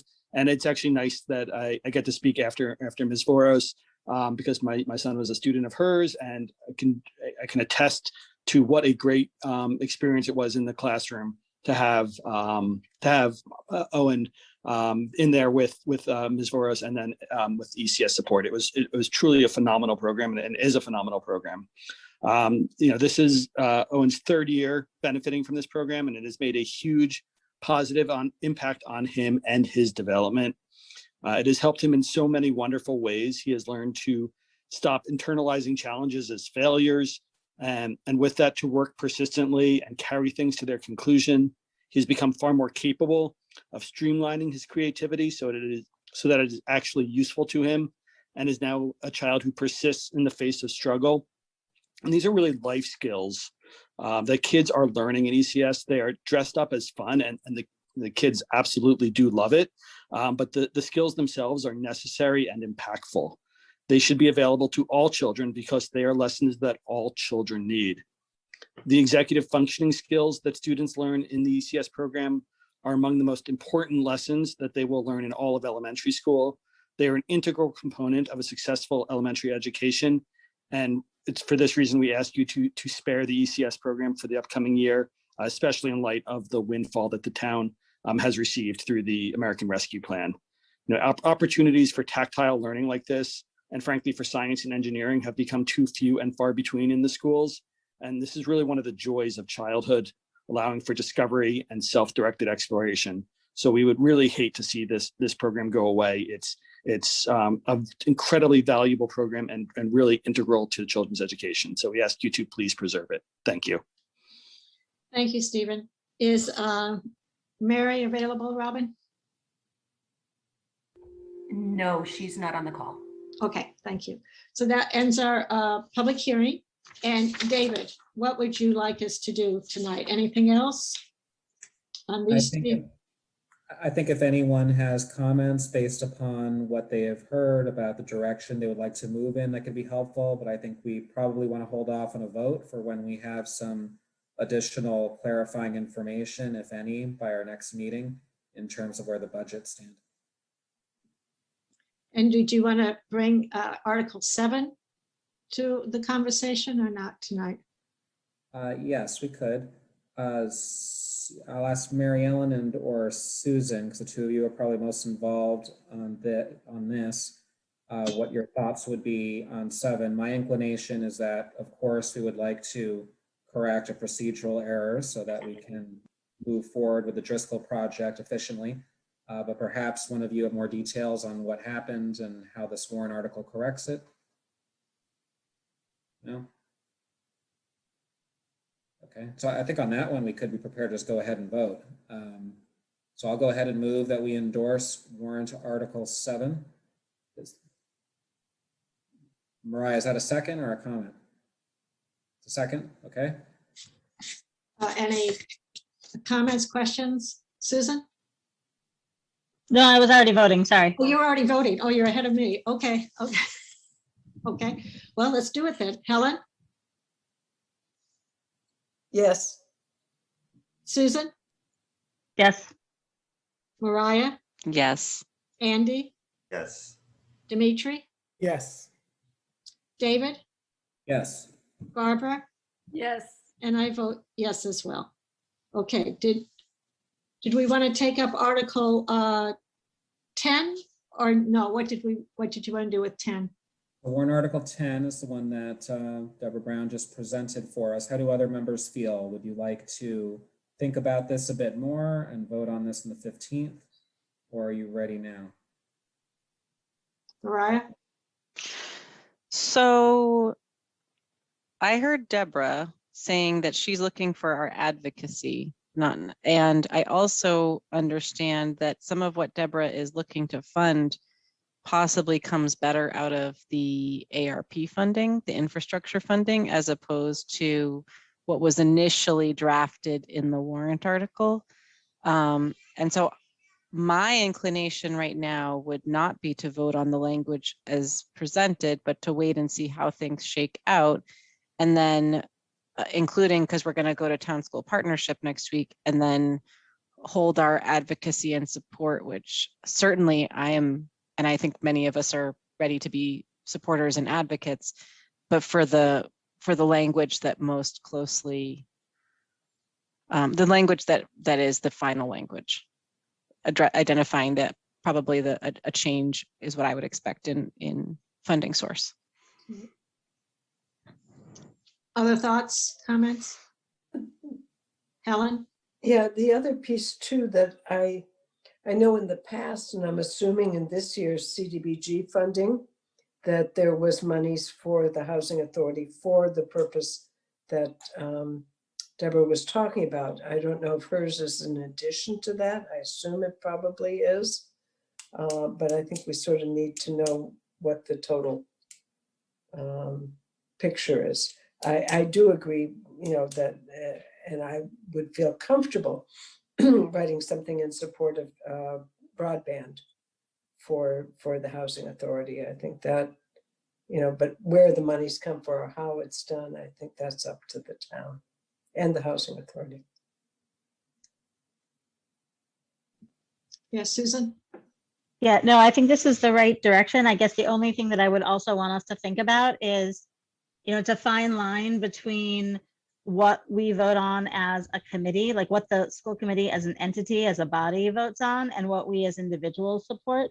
So I, as an individual, support the entire thing. At the same time, I'm also mindful that the school committee, I'm cautious. I get nervous when the school committee starts commenting on what other departments should be doing about stuff that doesn't involve our kids. So I guess my inclination is that if all 9 of us want to jointly sign something as individuals, like that's great.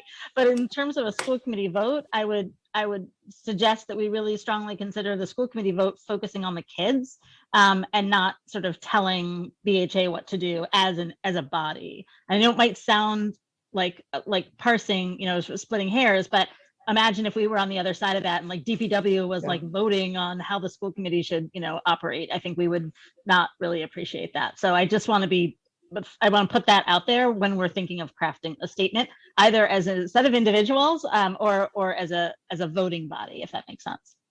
I agree with you 100%, Susan. That's really important to keep in mind. Andy? So should we assign somebody to draft a statement? Because we're not going to wordsmith it on the spot when it comes to a vote. I'm not sure if we have a statement yet. Well, the point is to assign someone to draft one. Okay.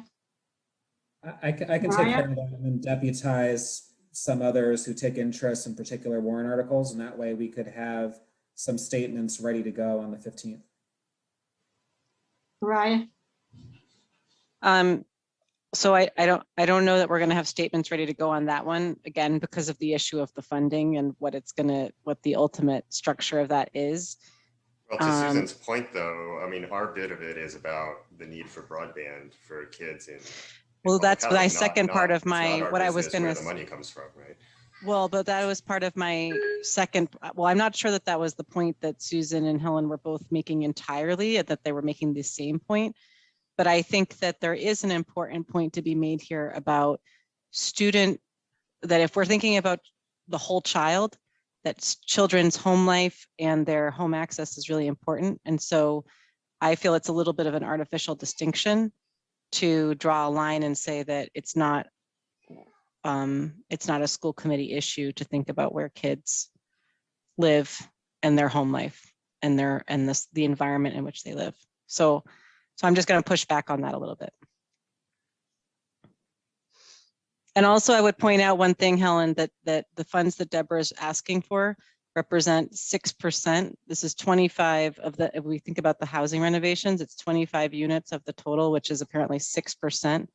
So even if there's $5 zillion in CDBG money, like the need here is vast, and I would not try and trade one for the other. So I think that's fine for town meeting members to vote on that. I think we should only opine, as Susan said, as a committee, because this is a slippery slope. If we start, I mean, you can go beyond that. Healthcare is important. There's, open space is important to kids. There's a lot of things, but I think we have to be very careful about getting into other people's business, just as we don't want other people to get into ours. So I would be cautious. David? Right, to Susan's point, Helen, to Andy's, the way I see it is we can craft our own statement that addresses the spirit of a warrant article and what we are comfortable as our message in terms of which components of the warrant article we are looking to support or to advance. It's not necessarily an up down on the warrant article itself. There are a few instances where we'll do that, such as something we just did with the Driscoll warrant article about the bond issue. That's very clearly, directly related to the schools. It's an up down just on the schools. But most warrant articles, as you know, aren't like that, and it'll mix in some language that addresses other departments or other portions of town government that we don't necessarily want to be imposing our view on others, just as we wouldn't want them to impose their views on us. So the way I would look at it is we just end up proposing, our vote would be on a statement that we're all comfortable with that deals with the subject matter of the warrant article, but not necessarily the warrant article itself. And that can help inform town meeting voters what the schools think about X issue. Do you want to put that together, David? Yes, I can take care of that. So what I'll do is I'll contact some members individually if there's a particular warrant article where they would like to craft a statement, and if not, then I'll go ahead and do it. Okay. I mean, I have to say, to Mariah's point, I mean, how our children live in the conditions they live in is important to us. And so, I don't know where the money will come from, and I'm not sure how they vote the source on that, but certainly the topic is one that's, I think, important. And we need to, as she said, be advocates for it. Andy and then Mariah. Andy? Right. So I don't disagree with Mariah about the importance of, how students live. I thought, Mariah, that your point was that we should delay drafting a statement until it becomes clear what the actual warrant article will say. But I thought the ambiguity there was about where the money was supposed to come from. And that, to my mind, is not our business. Right. So the part that would warrant a delay on our part is not the part that we'd be opining about anyway. Well, but no, I think, and this is what I was gonna, do you mind, Susan, because this is exactly the thing I wanted to talk about, because there's two different things, is where the money comes in on, and then there was a statement earlier, David said, and other people were imposing our views on someone. And I don't think that one committee telling another committee how it feels is imposing its views, it's sharing information. And how another body, which is ultimately in control, takes that information, what they choose to do with it is their own business. But if something were, for example, relevant to school committee and Parks and Rec wanted to send us a letter telling us how they felt about it, I would not consider that an imposition. I would consider that information. And so for me, it's a question of school committee as a body is greater than the sum of its 9 individual parts. And so when we elect to take a step back from our position on things as school committee, we are in a sense abdicating some portion of responsibility. And so I have a strong feeling about, if it's important to kids, school committee, and important to the success of students, then school committee should take a position as a body. But we don't have to resolve this now because we don't know what the final form of the warrant article is. Okay. Susan, did you want to say something?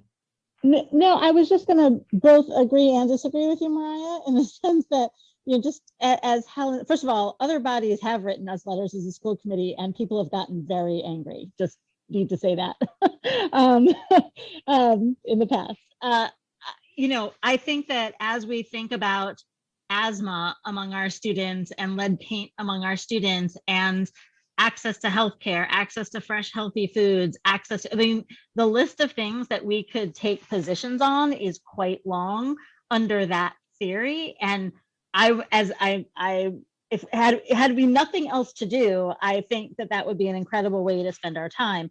At the same time, it also seems to me that going into policy legislation on that, sort of there's a point at which it kind of moves over from kind of our kids, our families, to everything that they encounter. And I just think that we could spend a lot of time there that we don't have.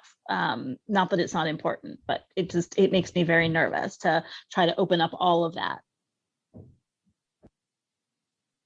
Okay, I think we're not going to vote tonight on that. And if someone has some thoughts, they should be in touch with you, David, right? You'll figure out who's going to come up with something. And I think this conversation will continue. Yes. Okay. So thank you very much, David, for the work and for your subcommittee for doing that. And we'll see you again next week on many more. Okay, Jim, we're going to turn to you and your report. Okay, very good. Thank you. I do have a couple of things. The first is just a little report on the return to school of grades 2 to 5. I met with the principals on Monday and asked them how that went, because the week before was a 4-day week when they first came in. So I met with the principals on Monday to say, how'd it go? And I was in a couple of the buildings, and I'm sure that you have heard a lot of this as well. It went excellent. The challenges, of course, are lunch, and they're working those kinks out, and they're doing just a great job. In the buildings, you have the feeling of the first day of school in September, is that kind of spirit through the school. And so the principals couldn't have been happier. And when I go in, I ask the secretaries, because they're dealing with the onslaught, of course, and how is it going? To a person, they were saying how happy they are that the students are back. And I had the opportunity to call the high school this morning, talk to Kelly. And because the high school had the return of lots of students today. And I asked Kelly, holding my breath, how is it going? She said, it is fabulous. And what she said was, I didn't realize how sad the building was when there were fewer students here and how much happier it is now. So I actually have from Anthony, because Anthony and his team got a van today. And Hal and Kelly and Anthony got a van, and they drove to Natick to the Christmas tree shop, and they picked up these Adirondack chairs. And they brought 200 of these plastic ones, back to the school for the students. And there was How big was that van, Jim? It must have been back and forth. I couldn't get him on the phone. Now I know why. But he Well, they may have been folded. There's some that collapsed. It could be. It could be. But Before anybody asks, the PTO funded this, so we can thank the PTO. So don't start freaking out. Well, that's Okay. right. That's right. So I'll get to that. He says classes were super full. It was an incredibly exciting day. Students took full advantage of all the extra outdoor spaces. It was September-like energy. Special thanks to DPW Parks and Open Space Division, Brookline High School PTO. The PTO provided funds for the purchase of 200 Adirondack chairs that have been strategically placed at OLS in the main campus courtyard and on Cypress Street. And then he says, Hal, Kelly, and I drove vans back and forth to pick up these chairs. So he was, when I first spoke with him this morning, he was essentially out of breath saying, oh my goodness, look at all these kids. And then as the day went on, he was saying, oh my goodness, look at all these kids. And so the spirit is there. It was there with the K-8s, and it's certainly there with the high school. And on a personal level, it's very gratifying. And I've said over and over, when you see these young children walking to school and the high school kids, it just feels so normal. And it's such a breath of fresh air. And of course, the 6th, 8 are coming in on Monday. So, kudos to the teachers for all they have done to prepare for their students, and for the principals. These principals are exhausted. I'm telling you, they are exhausted. They have been going nonstop, and I think have been doing a wonderful job. So I think that's great. But I also wanted to give you a little bit of update. We are in the throes of interviews for the Deputy of Teaching and Learning, and that's moving along beautifully. I speak with Dr. Guillory now on a reasonably consistent basis. And I so enjoy talking with him that I'm sure that he'd bring a great spirit. He's going to be joining with me as we come to a decision around teaching and learning. He and I are going to do that in tandem. He is going to be attending the parent leaders group in May. He would like to do that. And the parent leaders group, Susan, you're there. They would be very much looking forward to having him attend, and he will be. And he's going to be attending the principals meetings with me, so that he can begin his transition and getting to know people as he's moving forward. So there's a very positive spirit, at least in my head, that is just emanating everywhere that I see, and it feels very good. We still have challenges, lots and lots and lots of challenges. And it was mentioned tonight, and I was going to mention here, of the role of the equity coordinator in that position. Michelle and Leslie Ryan Miller have been chairing a committee on identifying, the tenants of that position. And we're going to be filling that position, and we'll come to the school committee and report that out to you as well. So there's lots and lots of good things that are happening. And at the last school committee meeting, you asked that I reflect on and come forward with what is the organization, what's the org chart going to look like on the 5th floor, for example. So Dr. Guillory and I have been talking about that. And I'm going to be meeting with senior staff, and Dr. Guillory will be joining us at that meeting, so we can look at definition of what's going to be happening on the 5th floor. And I just can't tell you how gratifying it is to be working with somebody in partnership, in sort of a team approach, and no turf issues here. What's in the best interest of this district, and how can we work together to get there? So all good, and can't wait to see what happens Monday when the 6th to 8th comes in, and then it's onward and upward as we're planning for next year. That's it. I did see those picnic tables under the tents at the high school. Yep. On Cypress. So that was good to see, and kids were using them. So that's good. Yeah. Picnic tables were a good idea. Okay. Any other questions or comments for Dr. Marini? Mariah, then Andy, then Dimitri. Jim, I was wondering if you had an update on the other senior staff positions that are open, just even in terms of like, are they posted, or specifically HR and administration and fine? I think those are the only two. Yes, thank you, Mariah. I should have mentioned those. HR is posted, and we need to collect those resumes and move forward with that.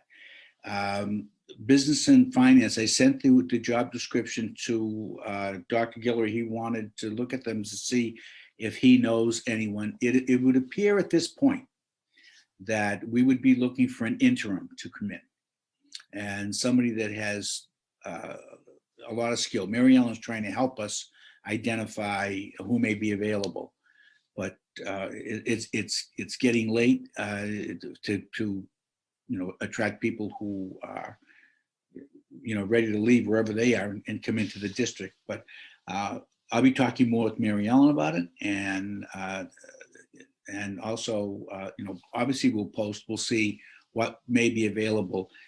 However, we need to, that's an area, and by the way, that's an area that's one that the school committee really votes on. So we need to stay really closely in touch on that position. That position is absolutely critical. Come on, you know that, but it's, that position has a bottom line to it, no pun intended. So we have to really think long and hard about somebody. And so we will. So Mariah, that's the update on that right now. Andy? Yeah, I just had a question about the high school. I think several weeks ago, when the family surveys were still underway, it was looking like about 85% of kids were going to want to come back in person full time. Yeah. Is that kind of how it shook out in the end? And how is OLS in particular handling the space issue? I don't know the exact numbers. I do know that they were more than were anticipated. And it seemed the closer they were getting to opening, the more I think students wanted to come back. So I will definitely get you the number of students that were in. I think that's a good number to have, because really along with that kind of thinking is graduation. And the Department of Education has put out guidelines for everything under the sun, but they put out guidelines for graduation that we will need to look at. And the K-8s as well need to start thinking about what's an end of year activity that's going to bring people together in a positive way. We have challenges ahead of us, make no mistake about it.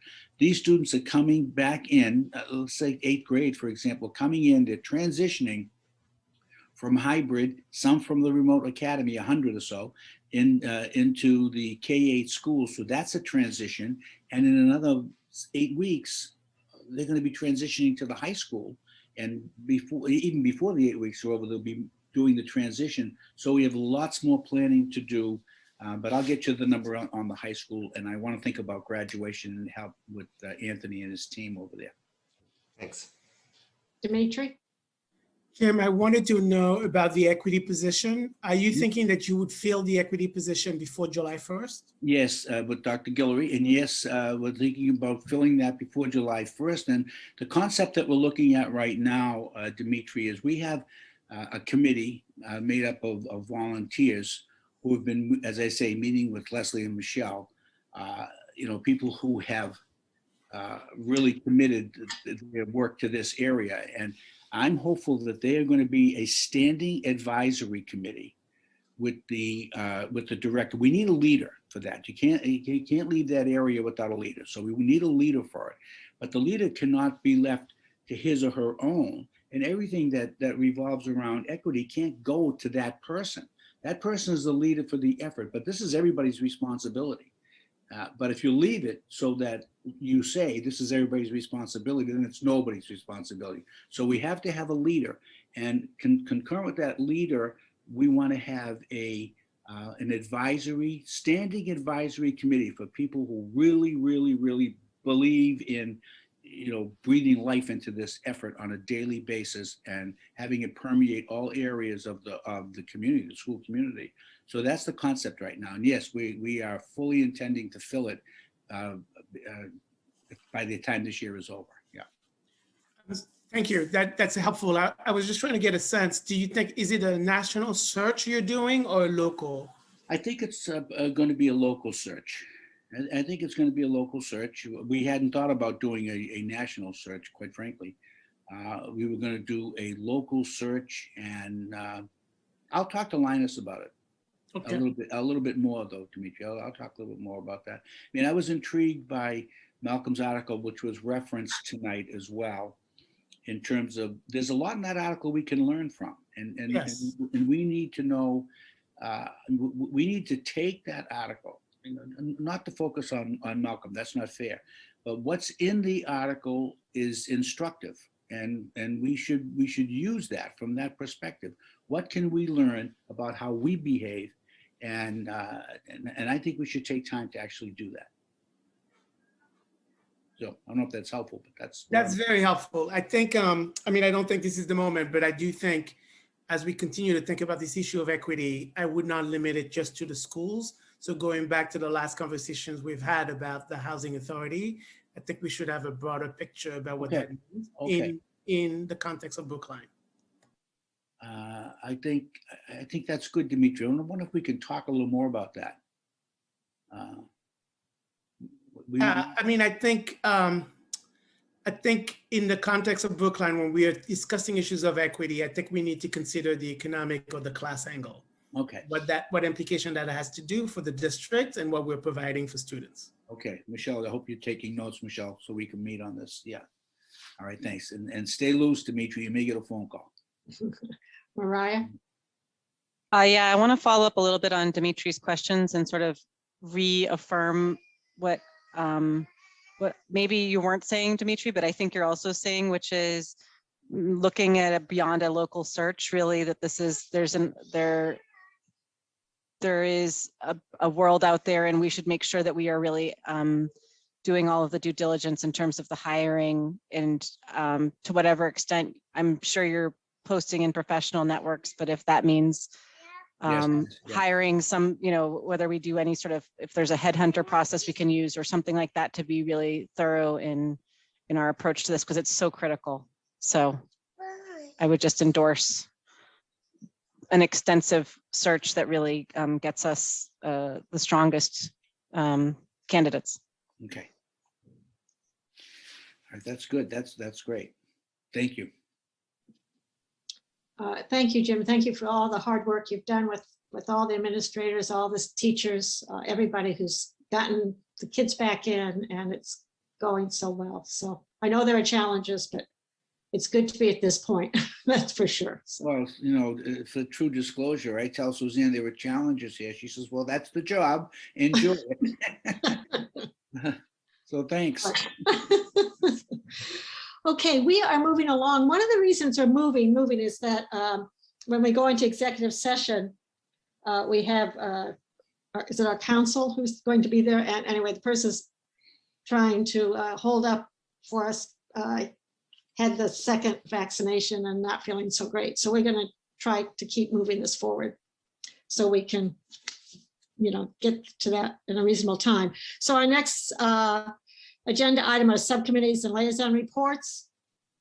Some of you have kind of already spoken, so if you don't have anything else to add, that's fine. But if you do, that's fine too. Helen, go right ahead. So Capital has a number of items that are in process, happening, etc.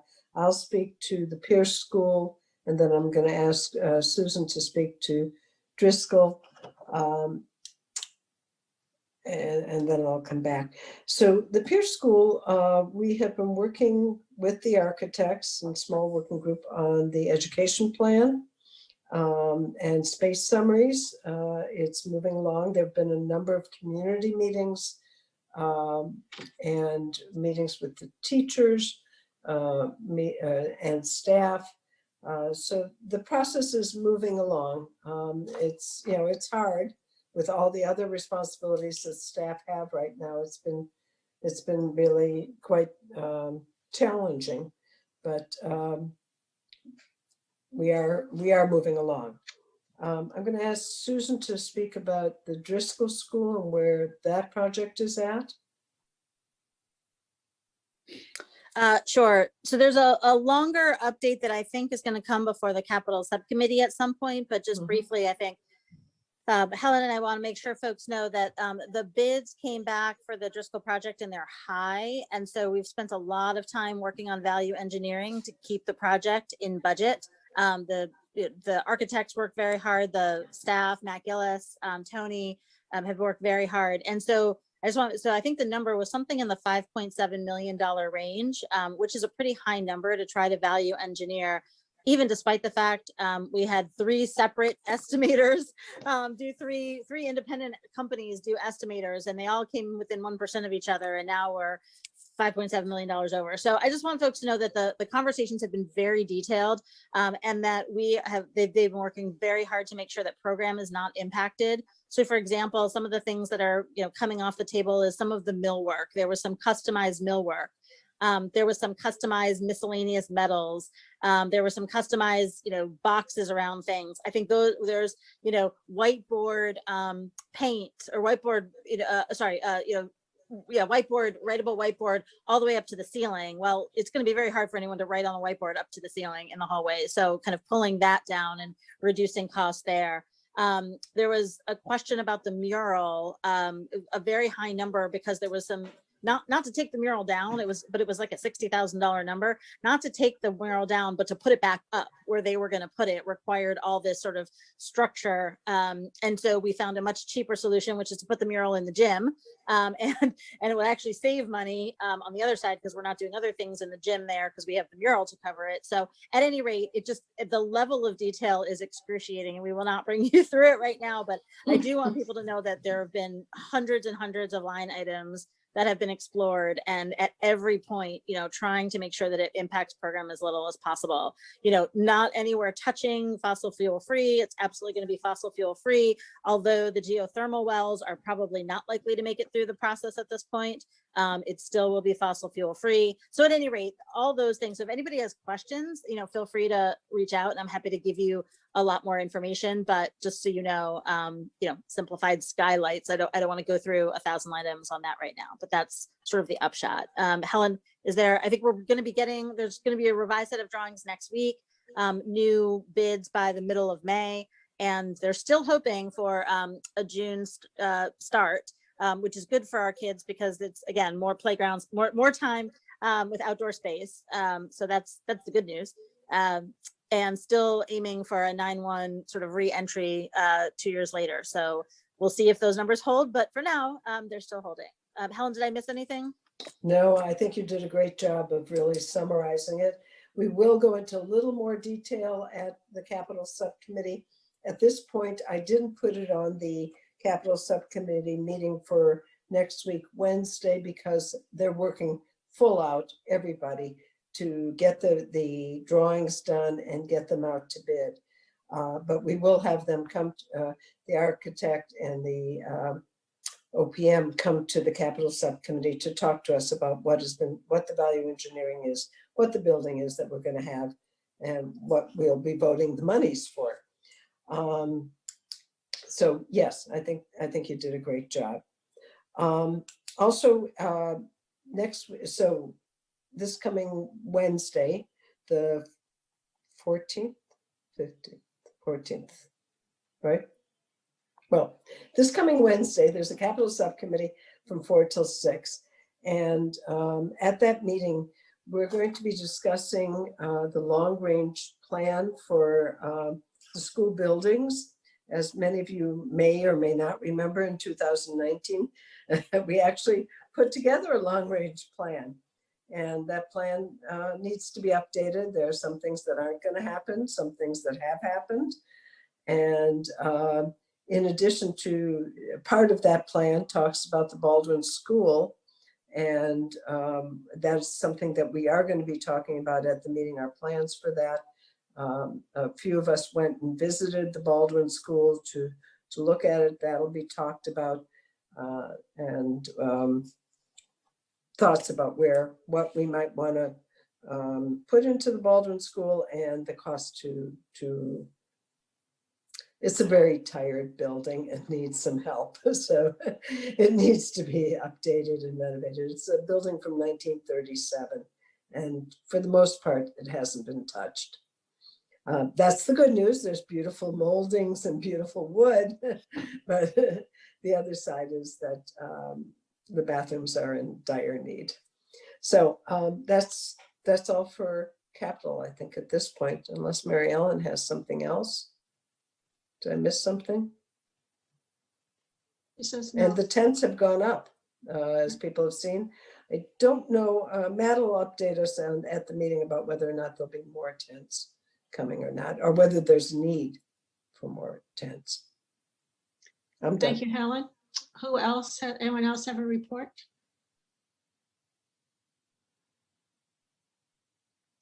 Susan? Yes, sorry, I forgot.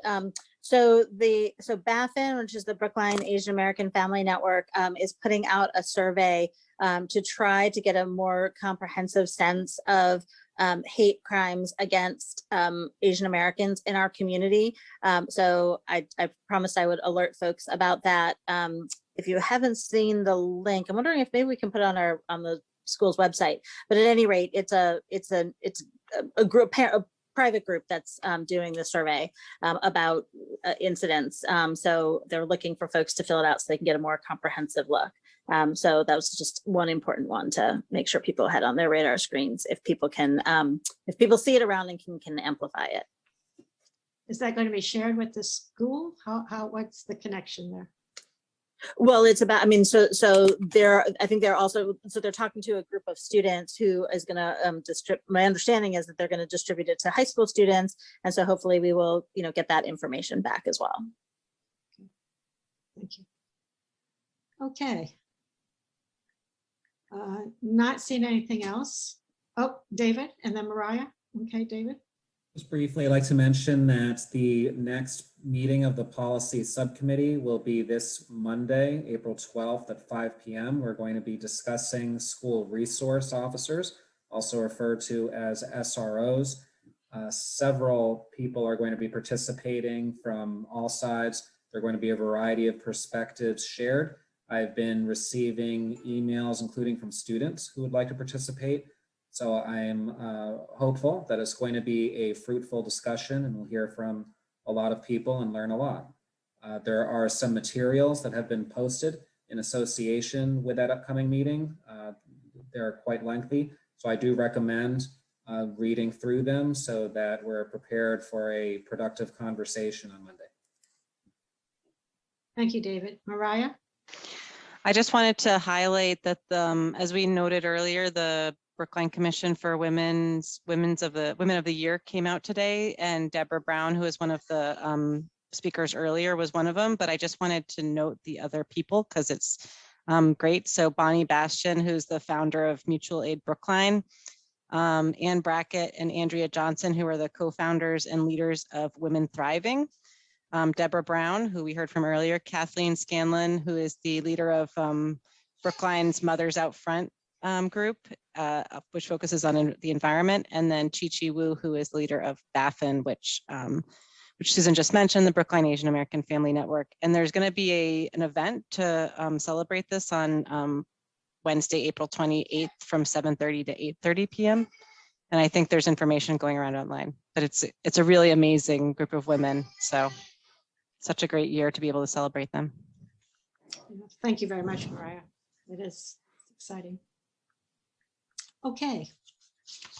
I now am going to go into executive session pursuant to Massachusetts General Laws, Chapter 38, Section 21A, for the following purposes. Purpose 3, to discuss strategy with respect to collective bargaining with the Brookline Educators Union, BEU, Unit A, Unit B, and paraprofessionals, and to discuss strategy with respect to litigation, OCR complaint numbers 0120-1276, 0120-1281, and 0121-1012.